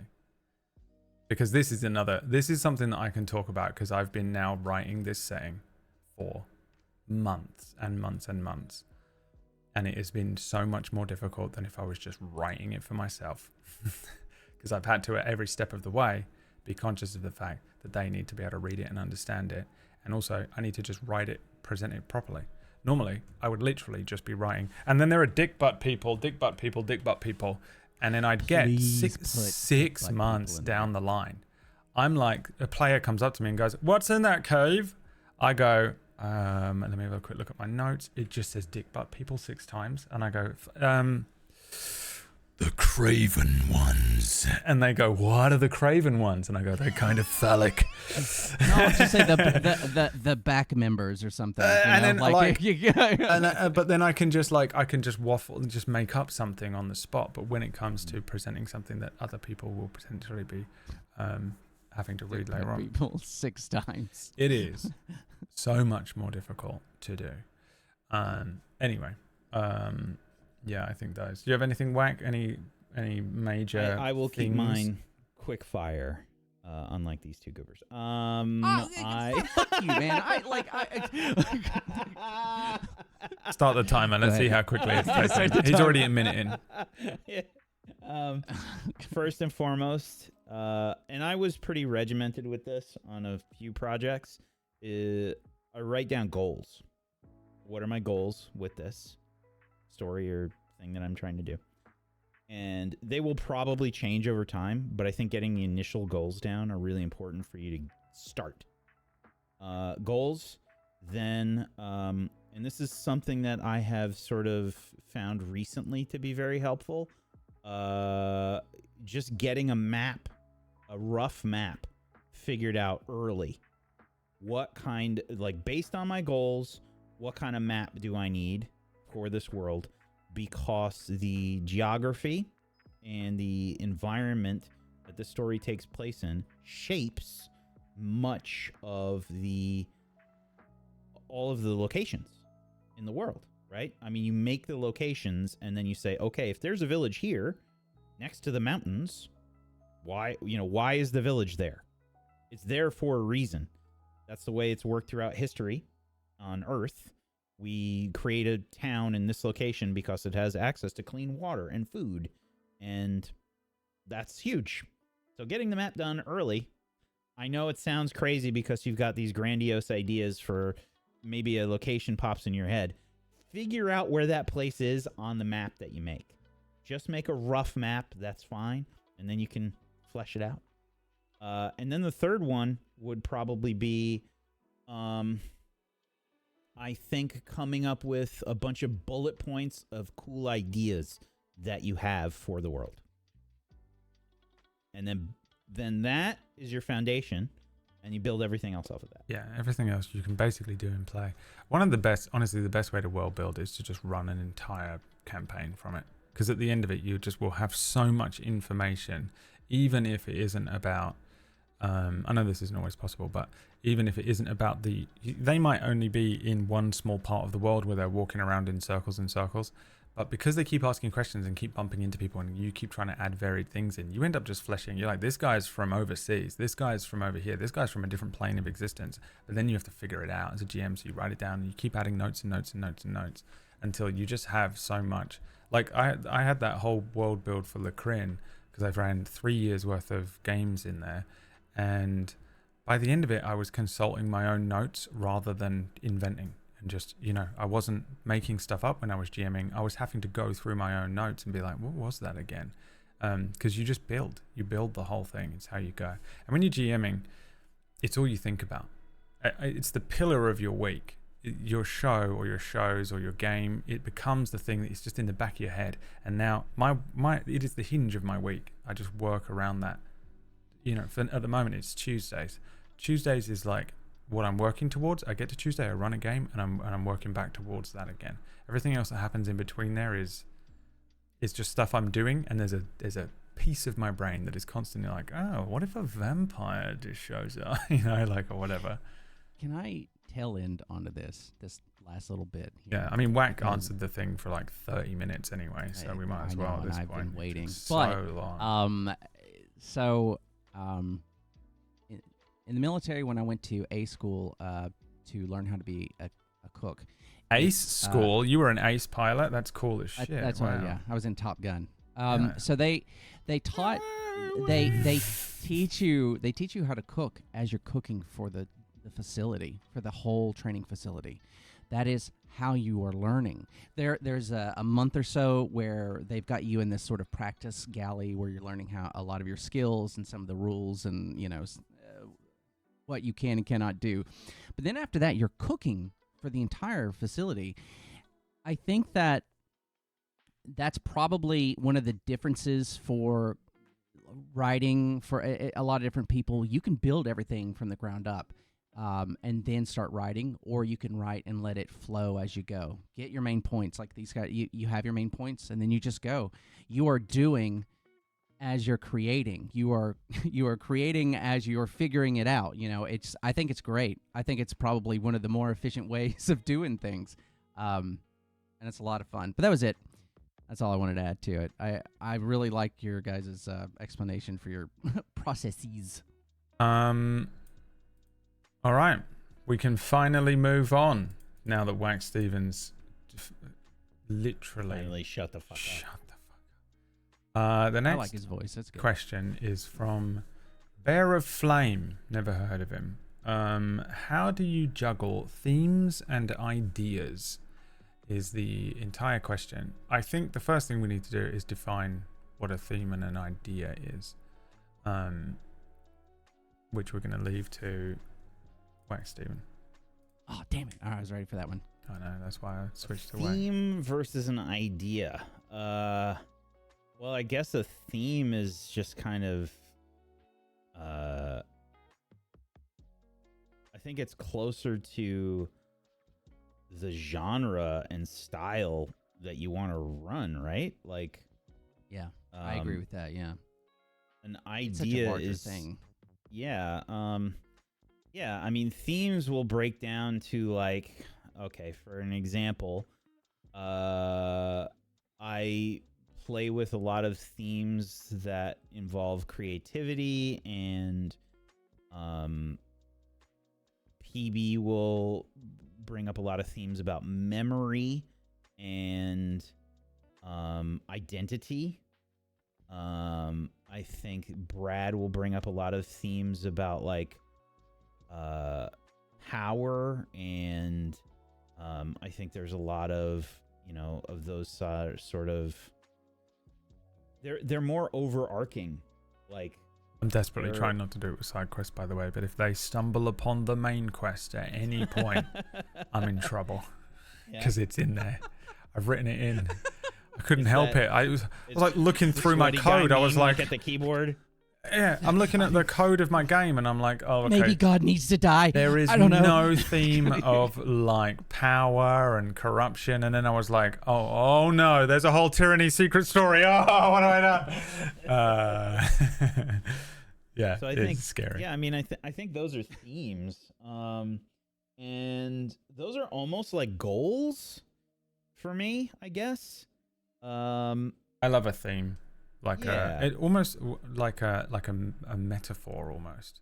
Where you're constantly weaving in these little analogies and metaphors and things like that represent the greater theme of it, the overarching adventure and story that you've been It's presenting. also like I mean, you can kind of classify it a bunch of different ways. You could argue that it's a bit like a genre, and I know that I do this a lot, and Brad has talked about doing this a fair amount, where we immerse ourselves in those kinds of themes or genres with popular culture, or with different types of media and stuff like that. Like, usually when I'm doing a new show or when a new show is cooking, I'm like, okay, I need to watch all of the shows that I think of that are similar to this idea, or if there is a kind of goal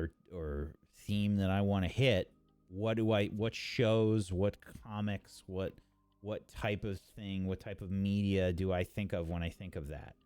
And I will try and watch that show or read that comic or book or, whatever to get me in that headspace. And I think as far as ideas go, I mean, those are just plentiful usually. I usually have too many ideas for shows, and I have to pare them down, and that's the really hard part for me, is what is an idea that's usable and what is just a waste of time. I think for me, it's like, it's a very amorphous kind of thing. And I think it is though, isn't it? A theme. It's supposed to be kind of abstract. and hidden. I mean and more underlying. for ideas for me. Like, I'll have like all these ideas, and I'm like, do they fit in this theme? Oh yeah, 'Cause yeah. the ideas yeah, will yeah, have yeah, to yeah, fit in yeah. the theme, 100%. right? Yeah, Not the other way around. yeah. So I think which I that's think is such a dangerous road. If you come up with an idea and it's just an idea and you're trying to build off of it, that can be a massive dead end. That's how. Yeah, that's how I've ended up as well, with like loads of different show ideas. Because it's just like, this is a cool concept, but it's all I have.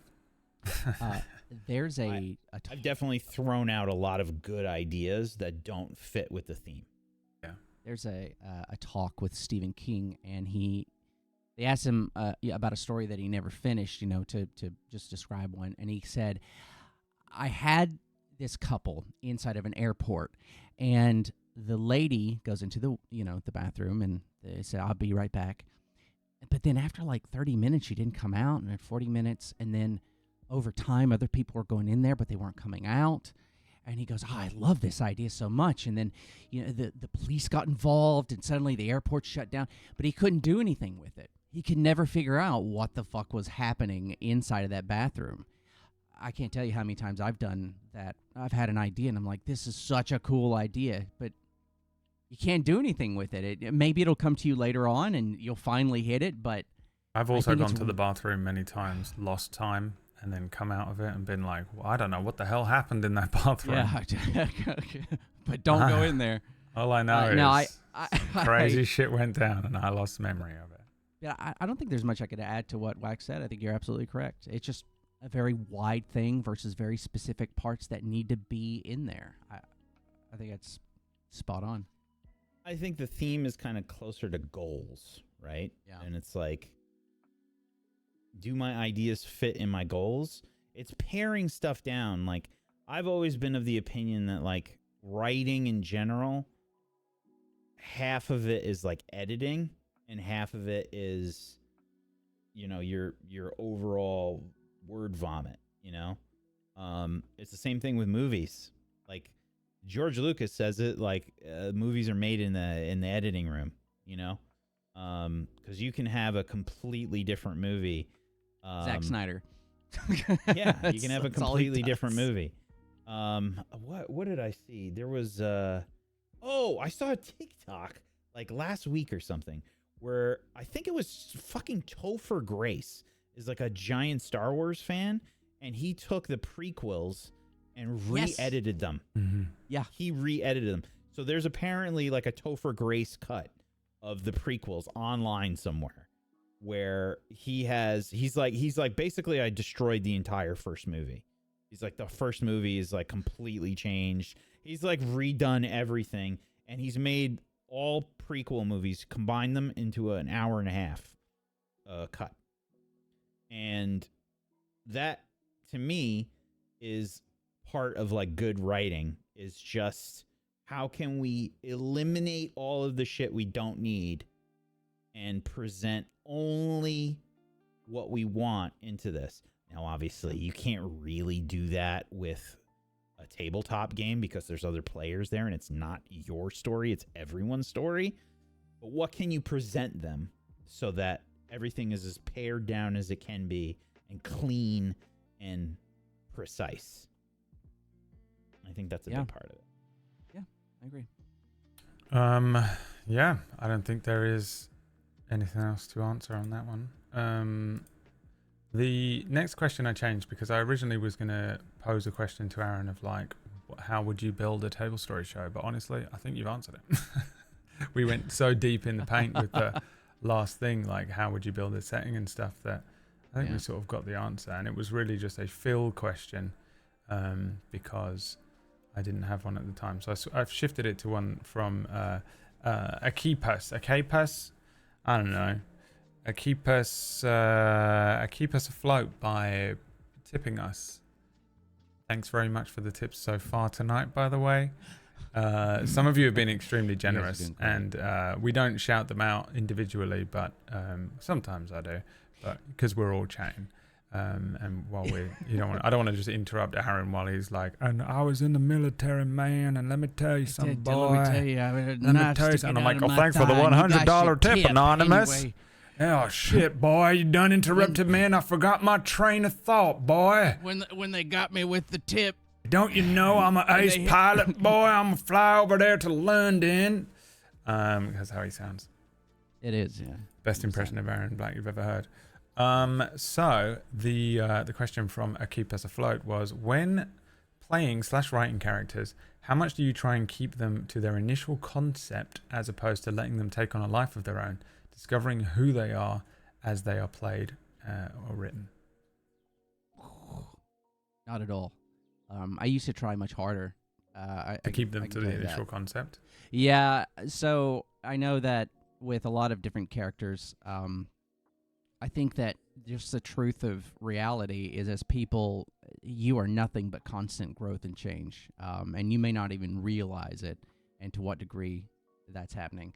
With a story and with changes and with things that are coming and going, you do want to hold on to some basic aspects of that character, but you should never be afraid to change everything about them as you go. Were they a hateful person to begin with and now they're not? That's fine. Were they nice and now they're hateful? That's fine. Were they hateful and they're still hateful? Okay, that's still fine, but what happened along the way and what has changed? Because it will. I don't think you don't change, and we'll go back to themes. You don't change a massive theme about them. If I create a character and they are all about familial values, I want them to inject that into a party that I'm playing with. I think that's great.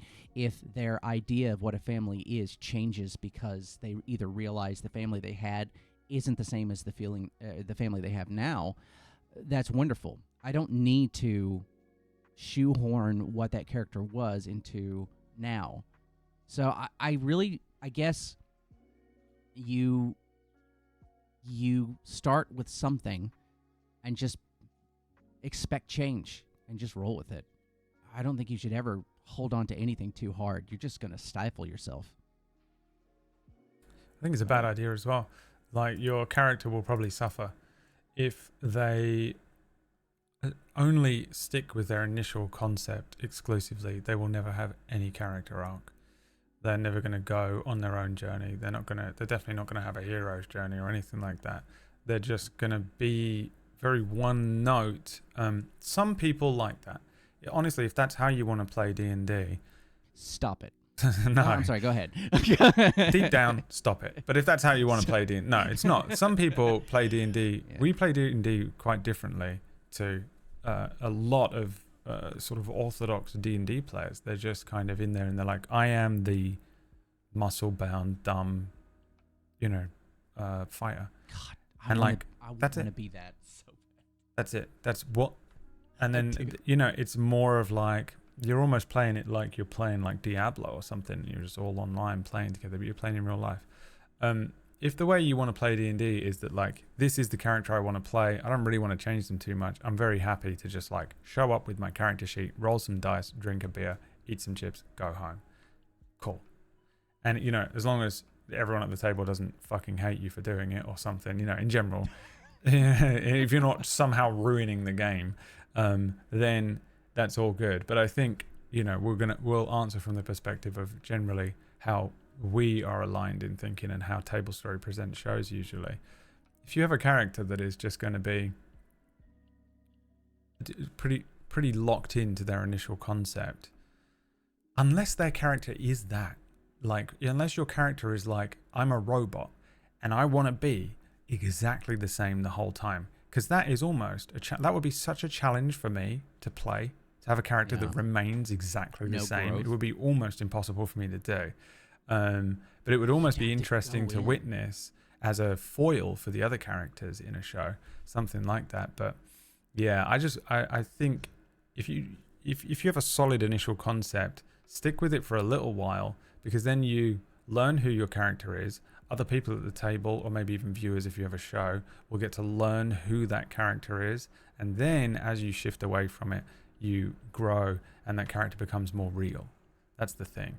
That character becomes more like a real person. They become more they have more depth to them, they have more realism, and then you can really feel what's going on, because that's what you kind of want to, it's escapism, right? You want to be that character. You want to experience the world that that character is in the same way that they would actually be doing, you know, to a degree. And you want that to be the same for other people when you're sitting at the table with other people and, you know, they are doing their characters in that same way. You want to give them the respect that you're being your character and you're presenting this character in the way that they would exist. And so if they start in and only stick to one initial concept, there's just really no room for growth. And I think that is I think on a wide scale is a little dull and just, you know, it's just, you're going to be one note. How long are you playing this campaign for? If it's 2 weeks, whatever, if it's years, I just don't know how that could be interesting for you to do as a person. I think you brought up a really good point. Timescale is super important. It's a very short campaign. You almost want to stick to the initial concept. Well, I mean, okay, so a short campaign for sure, but I can definitely tell you that you will see an unnatural character growth between sessions with characters where barely a day has passed because you're sitting with people role-playing for 3-4 hours at a time. You do that over the course of 4 sessions, but it's still the same day because that's just how the story went. You might see an odd... It's kind of hard to remember that. It's only been 7 hours. Why the fuck have I had an epiphany when 7 hours ago I hated everything and I didn't want to hear it? I shouldn't be having this epiphany now. I don't think it's as much of a problem you need to worry about because honestly, when you're playing a show like this, it is entertainment and everyone watching it is kind of going along with the same amount of time that you are. So they're seeing that progress and that change. But I do think that it's one of those weird things about time and tabletop in general. Change does take time. You could hold on to a lot of aspects of your character for a long time and argue that you need to because barely any time's passed, but I don't think it's going to play very well for the viewer. And ultimately, as silly as this is, and when I say the viewer, I also mean the people at the table playing. When it comes to everyone that's involved, everyone wants to see progress to some degree. That's just the nature of stories. You don't want to be stagnant. You don't want people to be completely stuck unless it makes such a good narrative sense for them to for a while. You probably have the expectation that something will change. So you're definitely going to be, now you're looking for it. Now you're waiting for it. Now you want that, you know.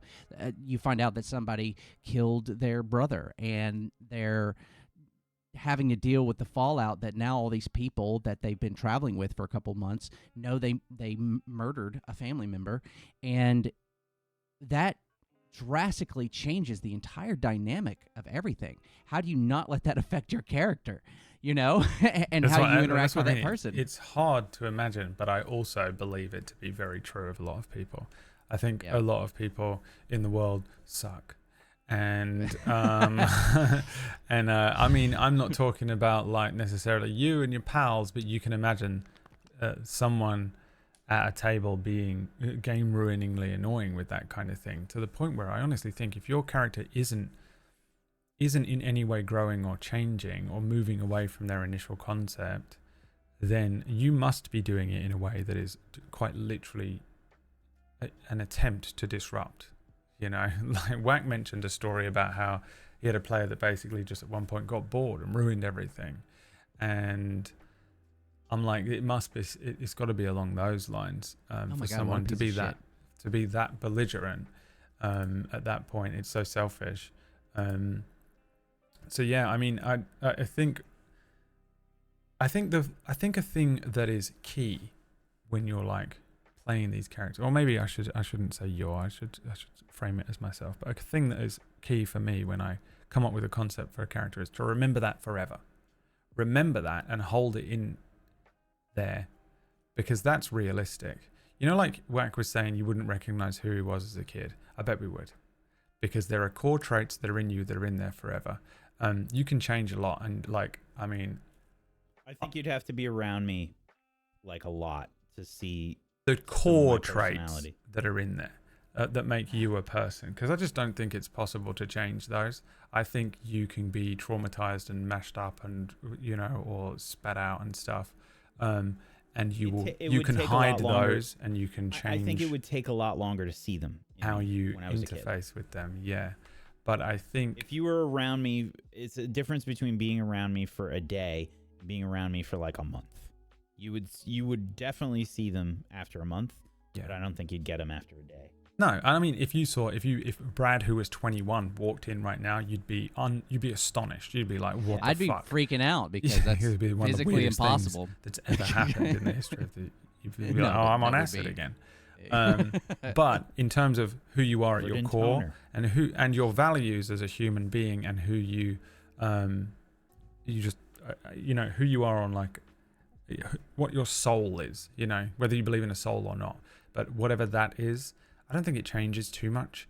I think most people remain similar in their cores, and then our outer bullshit, egos and shit all shift and change, and we grow in many ways, and we learn to understand these different parts of ourselves.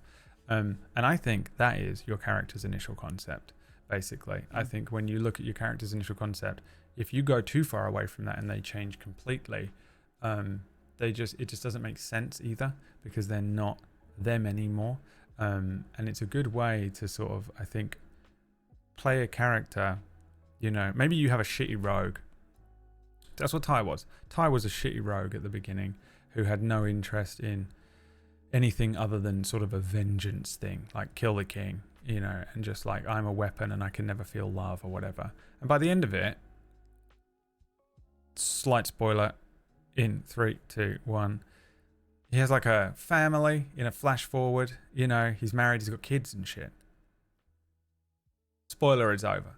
And so you have like they're two different people, but the core traits always remained in that character the whole time, even though I could feel the character changing as I was playing them, and I was going with it because it was very interesting and it makes sense as he's learning these different things and traits, and how to allow himself to care for others and not be afraid of losing them, and how he can allow himself to grow and not be afraid of.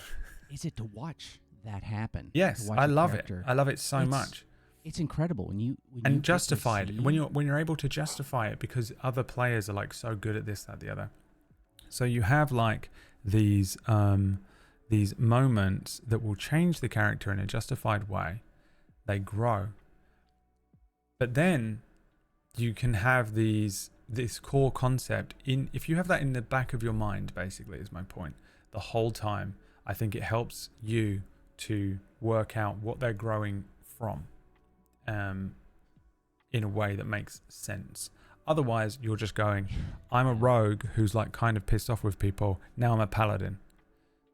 And you're just like, oh, are you multi-classed? No, I'm just a paladin now. I just am. That's what I've decided. My character has changed, and my entire concept has changed. And you're like, well, okay. What is this, Dollhouse? Who remembers Dollhouse? That's a deep cut. You remember that show? I loved that shit. Elijah, that was the Joss Whedon one with Elijah Dushku. Yeah, Dushku was in it. Yeah. Back during Rhyme, one of the core aspects of Ray, which I didn't, Whack knew, but one of the core aspects of Ray is he was afraid of water because he died in water. And the story flowed, and this is so important. The story and the way it flows and how you take what comes at you, it's very important. You react to the situation. Whack allowed me to have a very cool scene where Ray got to deal with not only the fear of water, but the fear of his own death and everything else like that. It's a beautiful scene. Completely destroyed by Core taking a shit down the blowhole of a whale maybe 15 minutes later. Which honestly I have no problem with, but Cord feels terrible about it, and it kills me. It was, dude, that whole, I must have acted my ass off, and then he took a shit, which made really a lot of sense for his character. And honestly, I think it was really good because that emotional turn that happened during that episode needed something light. And that was fucking perfect. It really was. So, Cord, if you ever hear this, you're listening, please don't feel bad. like Cord was too uncomfortable, I think, with like how serious that moment was, and he pulled a Brad where he's like, I gotta tell a joke here because everybody's surf being that too wave. serious. It was really good though. He literally just took his shit. But that actually that was a massive part of my character that no one really knew about until it came up. And then I got to use that as a growth opportunity for Ray, for him to be more confident in himself. And I got to play that for the rest of the show as a Ray that has actually absolved something and gotten past it. So now he's strong enough to make a little bit better decisions. And I had him do that because he was pretty fucking meek and squirrely to begin with. Yeah. I think that It's whenever so nice you have, when those things come up. oh my God, when you get to grow a character, or just when you get to see a character grow, you get to see those moments where it matters. It's beautiful, I think, and it's so nice when you're actually there live and you get to experience shit like that. You don't even have oh my to. God. You don't even have to wait for. Because I know some people are like, oh man, that sounds great. I wish that would happen for my character. Talk to your DM, right? Because you could work out something with your DM where, say, you're a warlock. And your warlock is like bound to the fiend, but you grow and change, and you actually hate this fiend. And the fiend is a theme and a metaphor for heroin, you know. And you're like, I don't like it anymore. I want to change. Yeah. Speak to your DM about some way that you can face the fiend, or like vanquish it, or change it, or shift it, or maybe your entire character goes through a crazy arc where they do become a paladin. And instead of it being a relationship with a warlock relationship with the fiend, they, through some other means, you know, some sort of in-world faith or some other change, you know, they become a paladin instead, and they're now drawing their force from something that is beneficial to them or whatever. And they go through almost a literal character arc like that. You can come up with really interesting ways to change the character, keep that initial concept of I am sort of beholden to this thing, but instead of it having control over me, it's still a part of me, but I have control over it. You know, that kind of a theme is a nice simple one, which, you know, is an addiction one, which is why it's very easy for me to think of. But it's good, and I think everyone resonates with it, even if you don't even realize. You can speak to, I think on Tablestory, we often wait for something to come along to justify, because we're very lucky. We have a plethora of like amazing players. We're actually extremely lucky. I have almost exclusively only ever GM'd for the best players in the world. You know, I never really had to like pay my dues at school with the worst kids. You know, I just went, I want to DM one day, and I was already friends with interesting people who are like entertainers and actors and role players and stuff. And I just went, hey, can I have any 4 of you? And they were like, yeah. And I've just been doing that forever. But like, I think, can rely on other characters being like, and then this happens, and you're like, and my character changes completely. And you're just like, yes, I've been through a character arc because the other players were so interesting. But I do think if you want to do that and you want to have these growth arcs, just speak to your DM. If your DM's cool, they will figure out a way. I mean, I love that. That's my kind of shit as well. When a player comes to me, it's like, I kind of want to change class, and I know it's a ball ache. I'm like, oh, fuck yeah, dude. I'm going to come up with a cool in-world reason for this now. You know, like this is going to be fucking awesome. So yeah, I think those are, like, that's an interesting way to try and do it at least as well. You can have character arcs mechanically. Yeah. Influence what's going on. I swear I'll stop talking about Ryan, but same thing happened with that. I was a druid of druid of the moon to begin with, but because of the loss of Leoric, and I was throwing fire at the face of this giant. I was like, and Tasha's had just come out, and there was like this aspect of fire druid, and I was like, "What can I do this?" Goes, "Oh, sure, we'll just play into it." It was great. It was great. It felt so nice to change direction like that, and it felt good thematically. You know, we're in this cold environment, and he's got this fire inside of him from the loss of his friend, and it just sort of comes out as you know, I got to pull from the different characters. Cheppy had this ability to make fire that was actually kind of saving us every time she made a bonfire and kept us alive. It was just themes that you could pull onto yourself and allow for that change. God, there's something just so glorious about the collaborative effort of playing with other people and following the story and going, I want to use this. I want to make this into something that's personal to me. And then, having your DM go, let's fucking do it, buddy. This is great. Figure it out, man. really You nice. can come up with weird stuff with other players or with the DM, or like you say, like someone else is doing some stuff with fire and your character's like, I kind of dig fire, dude. You know, like this is cool. I'm gonna do that. Let's burn some buildings Let's down. fucking burn burn some- some I shit down. I tried so many times. I still do. Every campaign, I will burn Every something day, if I can every get away day with he it. tries to burn Hey, a building actually, down. last weekend we did it again. I didn't even realize, but with the torch whack, fire again. Sorry. Whack. You got any input? I think character concepts are the same. If you think about their comparisons in real life, okay, to the characters that you create, I think fundamentally, are you pigeonholing yourself all the time? Are you saying, I'm this person? If you do that all the time, you probably need some therapy. If there's one thing to teach you exactly what you need therapy about, though, it's D&D. Yeah, I no think shit, harkens dude. back to that role play thing where you can't help but role play a bit of yourself and themes come out and you're like, oh fuck, I've got a problem with feet. Shit, Yeah, dude, I really do. God, I'm pissed. Brad does talk about feet a lot, chat. Like, it's a little bit. It fascinates me. It fascinates me how people can be into feet. Do I have an issue with But slime? it also I fascinates have an me issue how with people slime. can be into weird stuff, like the septic tank guy. That guy who's in there just. How is that your thing, dude? Hey, man, don't kink shame, okay? Septic tank, Aaron. I think I can kink shame that Don't one guy. Look, man. But it's not hurting you. You know. It is hurting me It's between because I have to think about it. He's got to think about it. It's hurting his brain. He's hurting me. losing brain cells That's on thinking you, about it. man. That's on you. Shit. You know. No, it's- Aaron, don't that's on explore my it. dad just- giving me OCD I'm and making arguing me for think the about sake things. of being a shit right now, but yeah, no. Yeah, no. That's Look, fucking great. feet people fascinate me because I'm like, that seems different and odd, and I think it's a fun meme. Septic tank guy, get out. No, absolutely not. Anyway, carry on, mate. I think it's the exact same thing as trying to limit yourself in real life and just saying, oh, this is the way I've always been, or this. It's such a like horrible argument to fall back on that you can't evolve or change. And expecting your characters that you create not to do the exact same shit is crazy to me. Unhealed people everywhere, though. Unhealed people fucking everywhere, though. Huh? They're at the fucking Tesco, waiting in line, complaining, holding me up, and I just want to scan my broccoli and go home. Yeah.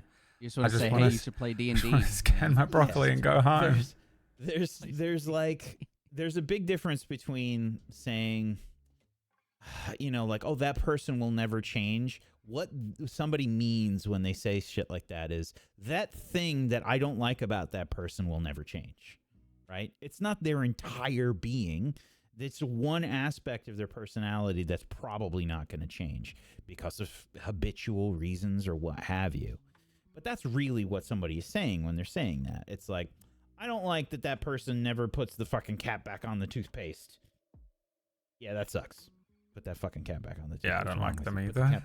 Put the cap back on the But it's toothpaste. so I don't much like them easier. either. It's I'm so much gonna say easier. it. I If mean, you just leave it off. Kind of up until that point, I was on the side of the person who was I was going to defend the person who was being attacked. But honestly, I'm in there. I'm in the doorway, wagging my finger too. Yeah. But that's just one aspect of somebody's personality. You could be upset about that, but like expecting nobody to change ever is crazy, and you shouldn't expect that from your characters. No. It's that's fair. Just make it a starting point. Make their personality or the way that they're, the way that they are a starting point. And now you could say, and I feel like this is a fair thing to say, that if they change really easily into something else, that you could probably talk to them about that. Be like, are you sure they would change this drastically or something, from this initial thing that you came up with? Because that's probably a bit off-putting, because I don't know if people really do that unless that is the thing that's, a big factor in their personality. Where like, yeah, they're a chameleon. That's different. But a lot of people don't necessarily change super quickly. So if you're going 100 miles an hour down the highway and you just fucking flip the emergency brake and spin the car around 180, that's probably not the best way to handle your character unless something incredibly traumatic happens. I don't know if there's real justification for that, because you probably won't see that in real life very often. There should be a driving factor. Yeah, is what I'm getting at. So, I agree. If you're going to change your character, I think that's great. Think about why they're changing and focus on those points, because those are your storytelling points. If you have a character that is the stereotypical hippie druid, okay? You got a hippie druid that, they smoke a lot of weed or whatever, and they're just like, yeah, I'm the hippie druid. I walk everywhere barefoot, and everything's got to be recycled. And did you eat your granola today? Like if you're playing Keanu Reeves druid, right? Don't suddenly transform into, Agent Smith, the John druid. Wick. Yeah. For sure. Absolutely. Yeah. Yeah. They're very different. So figure out what the justification is. Unless someone kills your dog. Oh, then it's fine. And then, but you already there's your trigger. Then's your I mean, it's. I think like that. when you sort of simplify down character creation in terms of the thing. I mean, if you look at D&D 5e, there is personality traits, ideals, bonds, and flaws that they give you. That is like, I don't know, it's whatever. It's kind of lukewarm. But I always think about for people that don't like to roleplay. Yeah, I think it's for people that don't like to roleplay or are unsure. Because here's what I've relied on that for in the past. Episode 1. Where I've never played this character before. And I have an idea in my head. But then something happens and I go, oh, I don't really know how my character would respond to that yet. Because I haven't been playing them for 60 sessions. So I look at those and I go, oh yeah, his flaw is that, he hates it when people leave the toothpaste cap off. That's like his thing that he hates the most. And this guard has left the toothpaste cap off. I'd like to attack the guard, please, GM. That gives you. God forbid they put the toilet paper roll on upside down. What's funny? Which there is a right and wrong way, and if you're doing it wrong, Brad there does definitely it is. super wrong. Brad does it super wrong. Wait, you do it towards the wall. You don't do it. Tell him, Brad. Tell him. Is it just that I don't have one? Yes, he doesn't have one. I don't own the apartment. He doesn't even have a toilet paper I don't have a holder. Thing. No, I just have to leave it on the top of the toilet and just grab it. The most wrong you can be. Well, I mean. I don't know how to argue either point right now. There's nothing I can do about it. It's funnier to argue. Funny enough, though, with those examples that you're bringing up, you literally could have those as your like some thematic points for your character, and I'm not joking. The cap on the top of the toothpaste literally could come from some level of much deeper trauma, and you literally can flip the fuck out over something as simple as that, as someone in a tavern not finishing their beer and leaving the last little bit, and you can flip the fuck out and have a good reason for it eventually. That's really the other thing too, is you can have a basic idea of how you're going to react, and you can come to the reasons later on. I've reacted to things because it seemed like it was neat in the scene. I was like, okay, well now I kind of need to figure out why I did this, and it's fun. But I honestly, I think that you can literally react however you want to anything because it's interesting. And I just think you follow. I want to make that character too. You follow your initial concept. You can follow those like personality traits for as long as you need to. But I do think that they should be kind of training wheels for a little while, and then because I don't know how you get put into situation after situation after situation by your dungeon master or your GM, and it doesn't, because you have to play it out. You don't have to be acting everything out. A lot of people don't role play out every sentence. You know, they'll just be like, my character goes over there and picks up the sword, and like that's how they're role playing, and that's all good too. But like, eventually enough, imagine you're the fighter. The other 3 players at the table are on their 3rd set of characters, because you've been in big major boss battles and they've all died 3 times and you're the only survivor.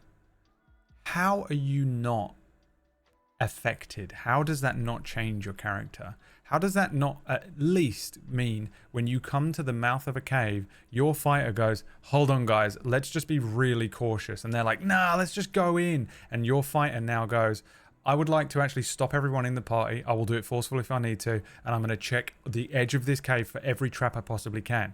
And then, because that immediately leads to a potential scene where the other players go, why are you doing this? And your character goes, because this has happened to me 3 fucking times before, and I've lost 3 parties through this thing. And already your character has changed, because if you go back to that first session and your character is like la la la la la la la and goes in, they all die. And then the second time they're like la la la la la and they go in and die, and then they go in and he's like, we should check this, and then there was a natural one and they die, and he's like, if your character stumbles into that cave on the 4th attempt and is just like, yeah, let's just walk in, I don't know what to tell you, man. You got to go play like Skyrim or something. I don't know how your character doesn't change at all. I don't know how it doesn't give you even some. I don't know how your character concept doesn't change from the initial concept, you know. No. But I guarantee you, some people would probably still play it that way. But it hurts me a little. Though. It hurts me as much as whack with toilet paper rolls. Okay. Can I ask you guys a question? Precisely where it needs them to be. Can I ask you guys a question along this? Let's say you have a player in front of you. I couldn't care less. I just think it's hilarious to argue about. I mean, I have like this is so, do you want some TMI? Oh my God. Okay, let's go for it. I just fucking use wet wipes anyway. All the time. Because baby wipes. Do you flush them? Because I'll fucking kill you if you flush them. I flush the ones that say. God. I flush the ones that say dude. flushable. Oh, okay, that's fine. What do you think? What do you think? I want to kill a little. I've got a tortoise in the house. I don't know. Because here's the thing. He's the septic tank guy. I'm the septic tank guy. It was me, dude. Could you imagine? You find out there's like an unmasking. No, dude. No wonder it's the opposite. I don't have a B-day. Are you just using dry toilet paper? You know, clean yourself. This is called a story arc, everyone. This is the story arc. I went from septic tank guy to use wet wipes. So use wet wipes, and then you know, you can use a little thingy. I mean, I also have no chicks in the house ever. I'm incredibly sad and lonely old man, divorced old man. So, you know, I don't get through as much toilet roll. I had this conversation with my God. With my stepmother once. Okay. Because I will have, I buy, a 6-pack or something of toilet paper at the store, and it'll last me forever. Yeah. And then I go to my dad's house, and I'll stay there for a couple days or something, and they've gone through 3 rolls of toilet paper. Unbelievable. Like, what the fuck? What are you doing with it? Like, how does it happen? You have to wrap your entire hand. Yeah, you got to wrap your whole arm. Dude, you fucking have to be prepared. In there.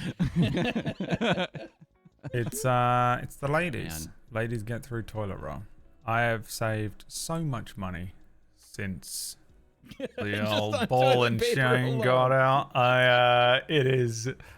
What do you think I'm rolling in? What a great caveat.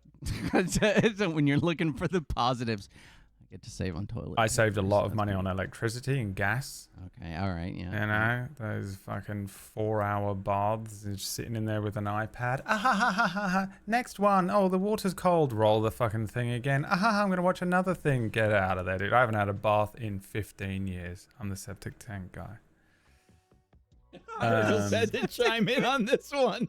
I love that it's like some kind of fucking polarizing conversation. Miranda, no one is judging you. Oh, I'm not bothered. I get it. I understand why Yeah. you need more toilet roll. It makes sense. It's just that I don't get through too much of it. And also, if I'm doing a number 2, I'm gonna use some wet wipes. Do you know? I saw a thing. I want to say it was a comedian or something some time ago who said, "Hey, you spill like a little bit of Coke on your desk or whatever. You know, it dries up a little bit. Do you just get a dry piece of toilet roll and like clean it up, or do you wet it a bit to clean it properly, or use a spray or whatever? You don't just use. You're not cleaning. You're not clean. You're not clean. At the end of the day, get some wet wipes, and then also here's the thing, Whack. They come in their own little sealed packet. There you go. And that's what you needed to hear. Yep. That's what I needed. Character ideas and concepts. I have another question That was a banger transition. I know. This is what happens when the skis bar does not move for long periods of time. If you guys listen, if you're, I don't. Here's the thing. like It's not the $1. ladies exactly. It's the men I don't trust. Men are gross, and men need to clean themselves better. oh, that's I Straight up. That was really my point. There is a PSA to all men. societally we're allowed to Hashtag be gross. yes, all It's kinda men. weird. All right, Booster Greg had a question for Aaron Black. What happened at Okay. the end of Arcanist's Rift? You motherfucker. So What happened at the end? Aaron ran us through a game of. I ran Good them God, through what was it the called? Yeah, I It was- wish. It was the Arcanist Rift was the name of the campaign. No, But no, it no, was the, Daggerheart. Daggerheart. Yeah, The- just after Daggerheart was launched, we played a short campaign of that. I ruined I it think it was in in the beta end. when you were doing it. Right? Might have been, yeah. I think it might have been. We were playing through the beta of it.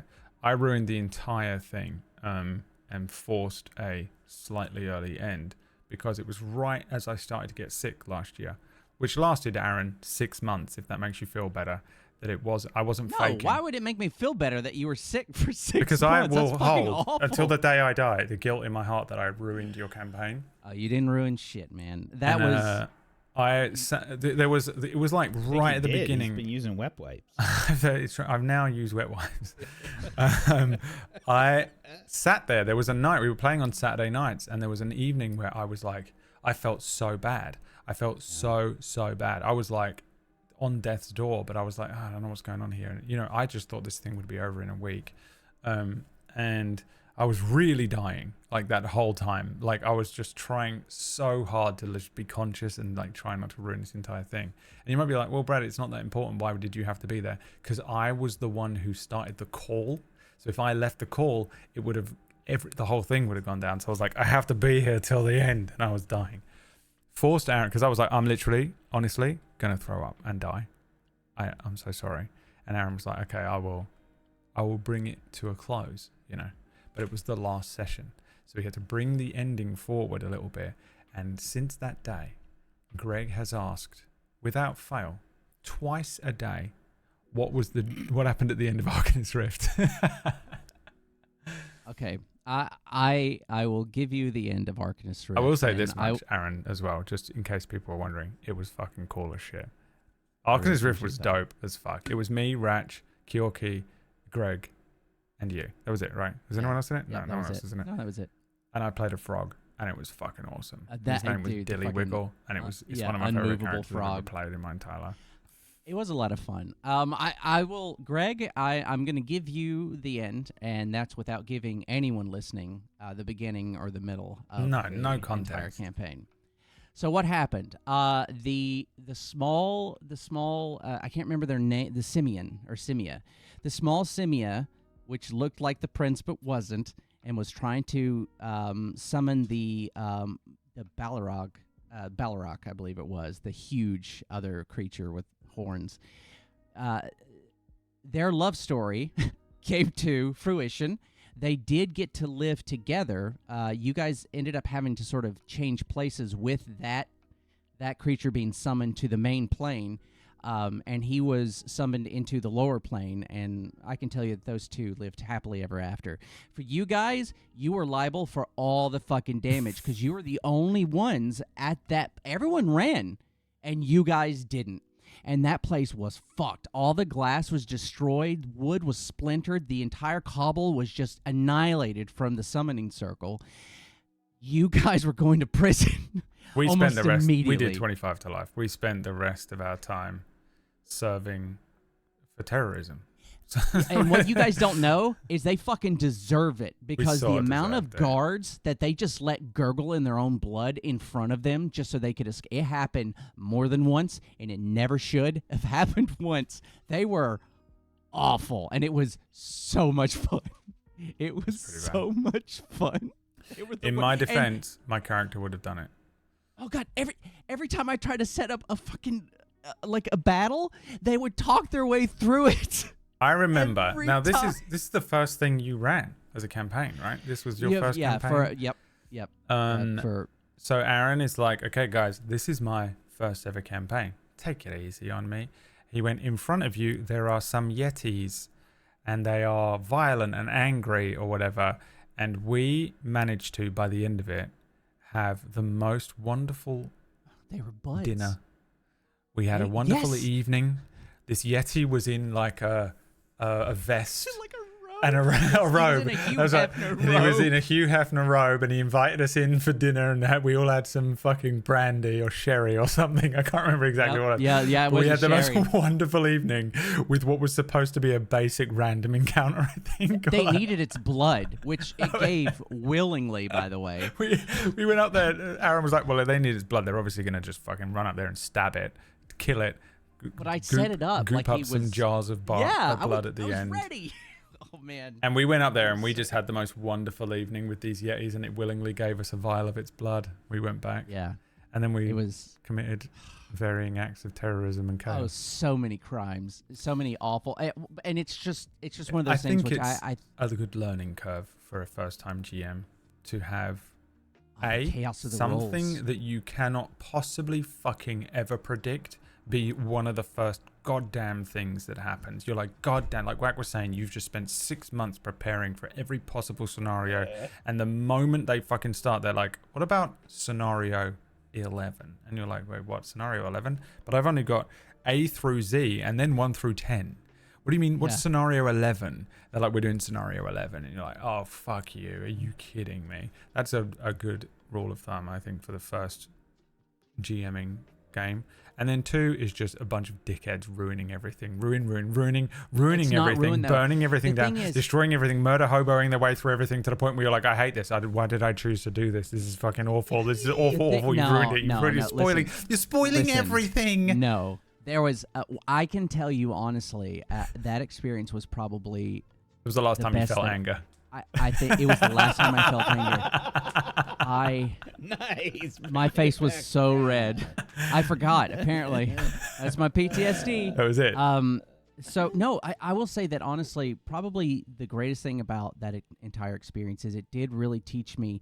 You can tell someone like you're not going to know what to expect. Okay, so just try and be ready. Someone can tell you that all day, but until you're presented with something and then you're like, I need an image of like a compound fracture, like now, because I got it. Because I mean, they would do these things. They would roll and they would have these ideas that I would never consider.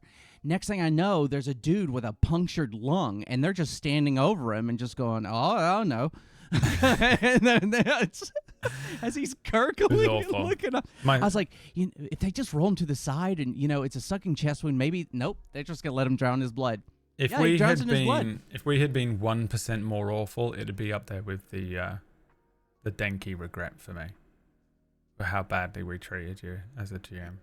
Oh, dude, Wow, that's but- pretty but- up there. I have to disagree. you That, and that's your Did perspective. convince us very well that you were absolutely loving it. Listen, I'm telling you, every choice they made was very in line with how they were feeling. And that's something we came into was like, hey, man, I just have fun with this. And they asked some great questions. I hope I provided some lore that made them think but didn't give them answers, because I like that sort of shit. I like people to think about why this is without having an answer. But honestly, whenever you guys interacted with something, and there was a point where the queen had the guards surrounding you, and I could see you guys thinking, can we fight this? And I wanted you to, because you would have died, and I would have been okay with it. See, you wanted us dead, dude. I hated us so much. The worst players you could ever imagine. Absolutely unacceptable. I went into this saying, I'm going to kill people, and I'm okay with it. All of us experienced. Try, but I will give them a chance. I'm going to kill people, and that's I will give them a chance to make that choice. I think it's fun. Absolutely. So... But I will say this much. I think all of us really fucking loved it as players. I really appreciate I really that. do think we enjoyed it. I know it was like so much more like, it was so much more off the rails than I think any of us were. I don't think we were planning. It wasn't like we were planning that. It's just, I don't know what happened. You had a frog, a goat man, a John Wick monkey, and just an anime like Sailor Moon character. Kyorki's character was, it was like this just insanely toxic mess for some reason of player character, like the characters. And it was, I honestly get, sometimes you get that feeling when you're playing where you're like not even in control, because you're like, this actually truly is what my character would do. And then all of us were doing it, and it created this miasma of chaos, and it was so enjoyable. It was weirdly so enjoyable. And like, I know that you were like, I have what would be for you, if you didn't keep ruining it, probably the best narrative you've ever experienced, because I'm a published author. And we were like, we activate the bomb, Aaron. I'm telling you, like, I had fun writing stuff, but I was also, it was so high level that I knew that everything could change in a moment. So whenever you guys would make a decision, it really allowed me to go, okay, well, they're going in this direction. And even though, I did come up with this thing over here, I get to think on the fly. I don't know if, for people that have ever done tables, like DM'd or GM'd, the chance to fucking vamp on the spot, it's so fun. Because especially if you're, because you guys were so into having fun, like you were hanging out, you guys would keep coming up with silly shit, like the fact that Dillywiggle was the most emotionally deep character you could imagine and never showed it on their face. They broke inside when people called them short. They died inside because they were about they were like 3 centimeters shorter than what they're supposed to be.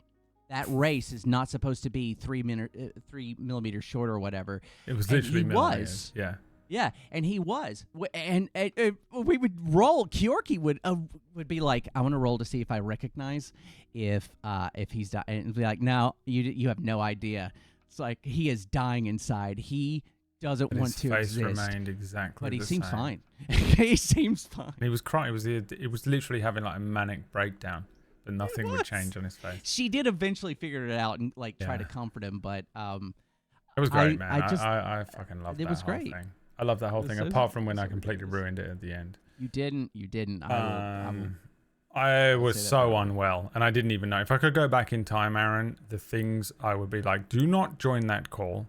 Go to hospital today. But it took me 6 months to figure out. Anyway, last question, probably. Let's bang out the question.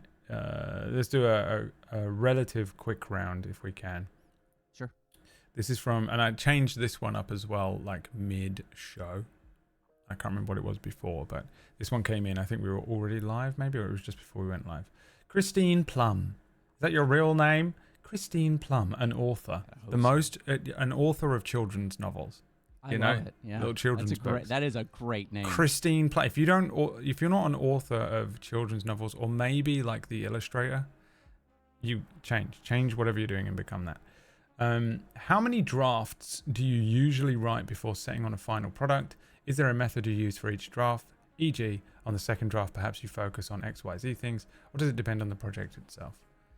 My drafts change fucking endless. It's just endless. It's endless, all the way up until the day of. I will change shit on like an hour before the fucking first, especially like a first episode type thing. I'm like, I gotta change it. It's relentless. I don't think there's much of a method to it for me. Quite often, when I'm building a show, like Wax said earlier on, you have the idea and you have the concept and you kind of go with that. And you're like, I really want to kind of, usually you want to open with it, probably. And so it's just about how can I present that in the best way for me a lot of the time. And my drafts might change in that way. When I'm running a show, sometimes I'll be like, okay, I think it'd be cool if, say they're going to a cave. You're going to the cave of iniquity. And in my head, I'm like, what is the cave of iniquity? And in my head, I come up with a thing. And I'm like, yeah, it's probably that.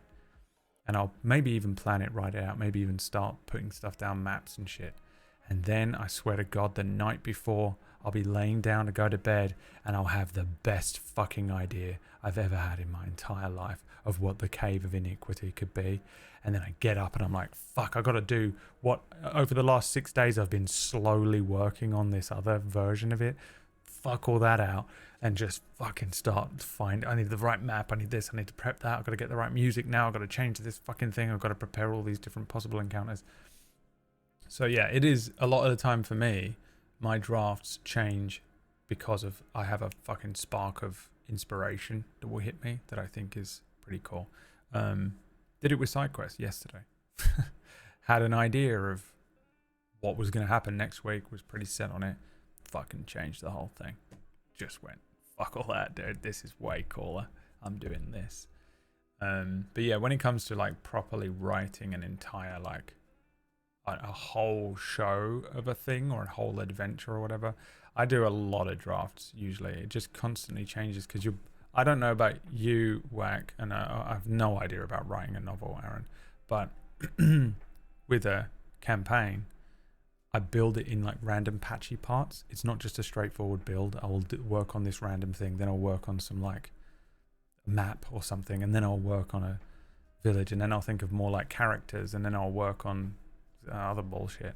So I kind of, because it's all patchy anyway, I can just kind of go in and revise and change little bits here and there.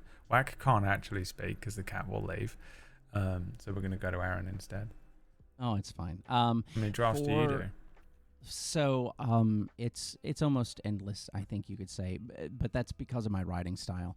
I will write a chapter late in the book and realize something about it that I need to reference or I need to set up, and it may change 2 or 3 chapters, from the beginning, and I'll have to go back and sort of do that. I will do that until the entire story is done, and then when the story's done, I'll read through it a couple times and then start to. So there's it's not endless because you have to put it out there at some point, but I don't think I would ever be able to count because every time that I sit in front of the computer to write, it's a new draft because I'm ready to change things. Yeah. I'll answer for Whack. Well, I come up with the first idea. I come up with the idea. He can hear me. Boo-Boo's like, what, Father, how is this possible? I thought I was laying upon thee. I come up with the idea of the show, then I come up with the title of the show, and it's done perfect first time, because I'm goddamn brilliant. That's Whack Stevens' answer. Oh, okay, well, a little... I think that certain aspects of a TTRPG show have many, many drafts for me, and I think that some of them have one draft. Just like I think all of us, I can't count how many shows have changed drastically up until the very last moment of a show. Episode 1, show premiere. I forget how many times PB said that she did the premise for like Gone or what was it? Was it Kingmakers? It might have been Kingmakers. I think PB said something along the lines of like 3 like super huge changes, where she just changed the entire premise like 3 times or some shit. Which is pretty devastating. Like in your brain, you're just like, oh my God, I just changed this shit so drastically. This is going to fail. I should have just gone with my instinct. The first thing that I had was the best, It's the same kind of shit with movies. There's directors and stuff that are like Clint Eastwood is known for doing one take of everything. One take. Right? It's insane. One take. And I think it's really similar to the whole approach with shows, in that, you know, you kind of just have to make a decision and fucking run with it. Yeah. Do I think it's better than, you know, like to do any one way? Not really. Honestly, it's just a fucking crapshoot. It's honestly, it's pretty much a crapshoot, and you know, I would advise that doing too many drafts is probably a really bad thing. Because it's like, you just got to pick something and commit, you know? If there are problems that arise because of your choices, that's a different story. You know, there's been shows that we've done where a cast member will drop out, or there will be some shit that comes up where it's like, oh, we got to start this X amount of months later. And because we're starting this later, maybe we're going to do this differently, or we're going to add a cast member, or, you know, whatever. And then you kind of have to change it. That's a different story altogether. If you're just sitting there noodling, I think the more drafts you do, I don't necessarily think it works to refine things as much as you think it does. I think somewhere around like 3, maybe, is about right. Something like that. I don't think there's a hard number, but like, if you start just making drafts and making drafts and making drafts and making drafts and making drafts, you got to draw a line someplace and say, how far away is this from my initial plan for this show? Is it? Yeah. And look at it objectively and show it to people. Get some feedback and say, hey, have I gone off the reservation with this draft? Is it, you know, like, am I just sitting here endlessly? We had this thing in art school where our teacher, for just regular figure drawing class, she said something along the lines of, you can sit there and render and render and render and render and render and render and render and get like photorealistic detail of one specific part of the body. I have a lot of kids that come into my class, or people that come into my class, and they will say, I'm going to get the bicep right on this person. And they have a big piece of paper that they've done their figure drawing on, and they didn't make that the concept of the drawing, right? They didn't make that the premise of their drawing. They just decided to pick that part of the body and just render it in super fine detail. When we're going to be on this drawing for 3 days, what are you doing? You got, you know, I forget how long classes were, but I think they were an hour and a half to 3 hours. You got X amount of hours to work on this. What are you doing? Draw the whole thing and refine as you go. Yeah. And I think that holds true with the drafts and stuff too. I think it's really easy to get caught up in your own brain and say, no, I didn't do this shit right. I got to redo this. You got to just start, man. Again, it's a collaborative story. TTRPGs are significantly different than writing books. We have a writer here for us to help answer this question. Aaron, how different is it writing a book versus it's night and day. being on a show? Or writing a TTR. Yeah, I'm night and day. I can tell you from the story. One, I was less worried about some of the finer details because I assumed they were going to come up along the way. I will say that probably the biggest difference is the story wasn't just mine. You cannot create everything because you're not the only one doing it in a tabletop. So you can only create a setting, that world, some intriguing bits. You can create some characters for them to interact with, but the story is not yours. It's theirs, and you're just there to facilitate.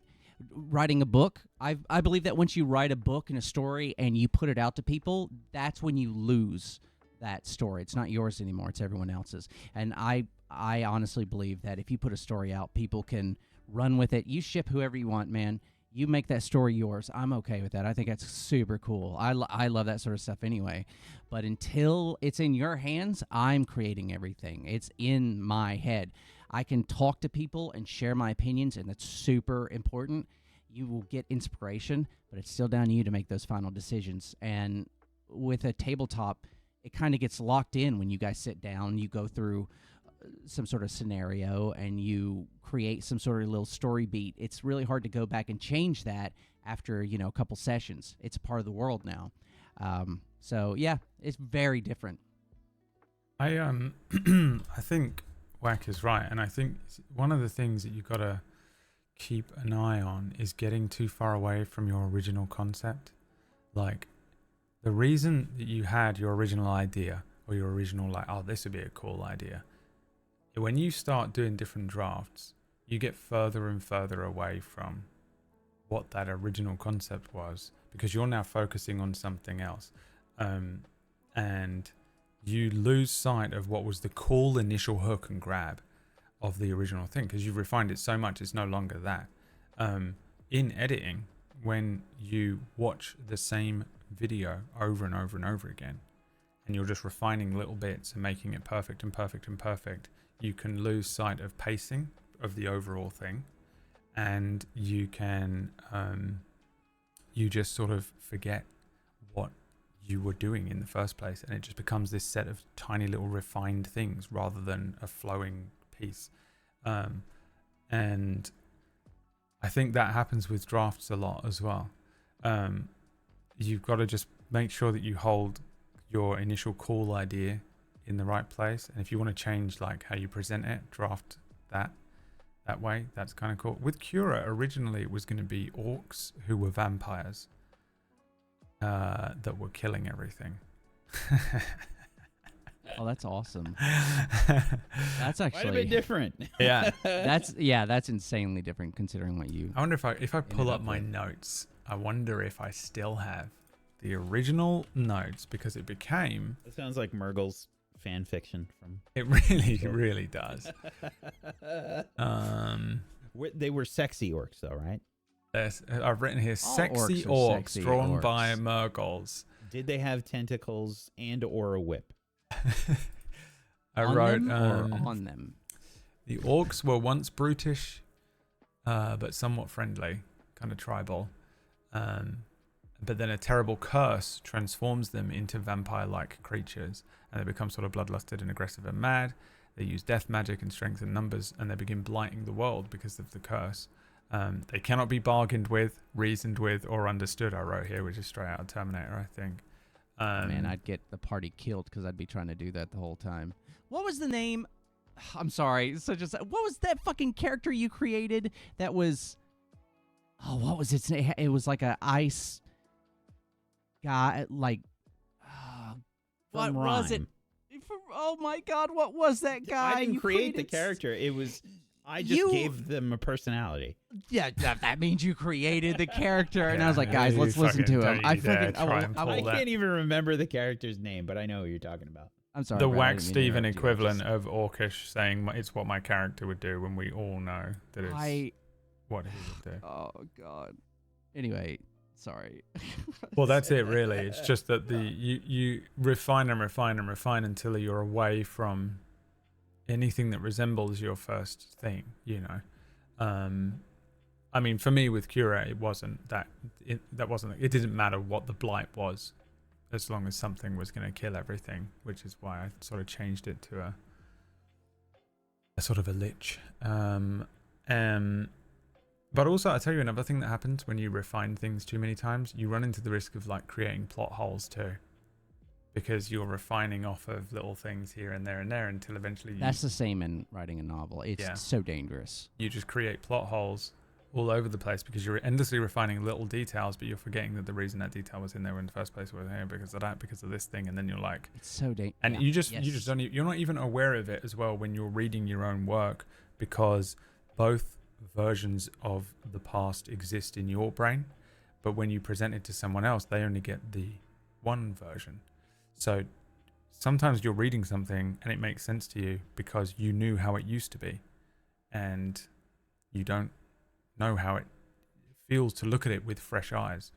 It's Another editing problem as well that happens a lot when you're scariest doing thing editing. as a writer, that blindness that you get The because you fresh know it. eyes Tunnel look. vision. Yeah, because you have seen it. It's like because I've done a lot of like comedy editing. It's not funny to you anymore because you've watched it 1,000 times, so it stops being funny to you, and you forget what's funny about it. And generally speaking, this has worked in my favor in the past because you put it out and people are like, "That was like so funny constantly," and you're like, "Oh, really?" And it's because you're worried that it's not funny anymore, so you keep adding and adding and adding. So it's just like you just slamming in joke after joke after joke. But you do have that same thing with this, where you're reading the same thing over and over again, and you lose sight of what it feels like to see it for the first time, to read it for the first time, to experience it for the first time. But if you don't keep, all those ducks in a row, it could just be a mess, a just chaotic mess of plot holes and over-refined bullshit, when the original magic was in the first idea you had at 4 a.m. when you wrote, Magical Crispy Man. Magical Crispy Man. Now That's there's my story. now there's a don't- show. And you're like, you wake Magical up and you're like, Crispy I had a Man. really good idea for a campaign last night. I wrote it down. Magical Crispy Man. I wrote it on my phone. I'm going with it. Anyway, tune into SideQuest on Tuesday when they will be facing off against Magical Crispy Man. He'll have a different name, but you'll know. Get your crispiness away from me. Oh no! I'm not gonna get my crispiness away Of course, from you. you did Scottish because it's fried. Is that what you just? I don't know why I did it, Aaron. I'm extremely I tired. do. It's probably because they everything's fry deep Mars fried. bars up there. Yeah, they do. They're fucking Oh, crazy. I love you're it. crazy. Let's have a deep fried Mars bar. Speaking of being deep fried, how's your brain feeling, Wax Steven? Yeah, it's pretty gone. I'm honestly. dying. Dude, when I woke up this morning, I was just like, how am I gonna function today? I literally had about half an hour's worth of energy after I woke up. I was like, all right, I'm feeling okay. And then start to do morning stuff, brushing my teeth, sit down on the bed, and Boo Boo's there and starts to cuddle. And I'm like, well, That's it. there it goes. It's That's done. it. It's gone. And, Well, and then I was just like, oh my God. First of all, no chance I'm streaming today. That's fucking gone. That's out the fucking window. And then I was just like, how the fuck are we gonna do a podcast today? And I basically came up with a conclusion to take more vitamins, get up and walk around, and get some fast food. That was my and splash your that was face in my cold cure. water. Yeah, and fucking dunk my head into ice water. Yeah. As soon as we're done here today, I'm probably just gonna be like, Well, that's right now. Thank you so much, everyone, for tuning in and watching Non-Effort. Again, I know it was a sort of spur of the moment thing, but if you would like someone to blame, it is Pumpkinberry. She decided she didn't want to bother today. We call her half a job Pumpkinberry. She's only interested in she's in showing Hawaii right now. She's having such a great time in Hawaii. Absolutely. Got her feet up on the beach, having a great time, and we're slaving away. No, she is dying. She's truly dying, and she's not truly dying, Jesus. She's she's hurt her back. I mean, just in case, Which people for are like, PB, "Oh my to God!" be fair, is basically death. Yeah, I mean, she has not. Sometimes I forget that not everyone. Some people will just listen to what I'm saying, and be like, "Oh my God, she's actually dying," and they're worried about it. No, she is injured to the point where we don't want her sitting at the computer for hours and hours listening to us chat. Well, actually, she would have been running a show, which is even more traumatic on the body and mind. So I guess we'll have to see for Deathless. I don't know if you know at this point, PB, but I think probably keep an eye out for whether there will be an episode of Deathless on Sunday.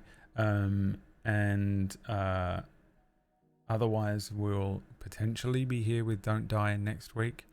If you haven't caught up on main character, Do so. Now is the time to do it Now is because the time to do next it. week's episode of Main Character is going to be off and popping. We have a new show, Side Quest, which is presented to you by none other than yours truly. It is great, actually. I'm actually really enjoying it. I'm having a lot of fun with it. And that is a weird tell. thing to say because usually I'm really stressed out in the first great. little few weeks of a campaign. But there's something about running a sandbox that has just been a completely different experience that I'm sure we could talk about on this one week. I'm not used to running sandbox. I've done it on purpose and I thought it was going to be horrible. And actually, I've had so much fun with it. I've kind of just really been relaxed with it and just been like, let's just try and have fun. And I think we have. So we've got 2 episodes of that available for you as well. Otherwise, we will see you when we see you. Thanks again, everybody that has tipped here this evening. We very much appreciate it. And also, if you're enjoying yourself, great. We're glad. Lastly, Aaron Black. Are you up to anything? Anyone find you anywhere? Or are we just going to you just wait until you reappear here? What do you got going on? Just everyone hold your fucking horses. You'll see. Yeah, That's it. He's got things going on as Aaron, but I don't think we can talk about any of them. The truth so is, we're I've just- been needing book in to a pee. month. He's got a new book Confirmed. coming out No. in a week. This time next week, there will be a brand new Aaron Black full novel. No. Nope. It's a hard Nope. sci-fi Nope. noir. It's actually it's a space epic that actually deals with AI rights. But we'll just keep an eye out for I was that. trying to think of the hardest possible thing to write, and Just I came up came with up a- with hard sci-fi noir, which is exactly what you wrote before. Yeah. Um, That well, Main character's that's name is Noel. N-O.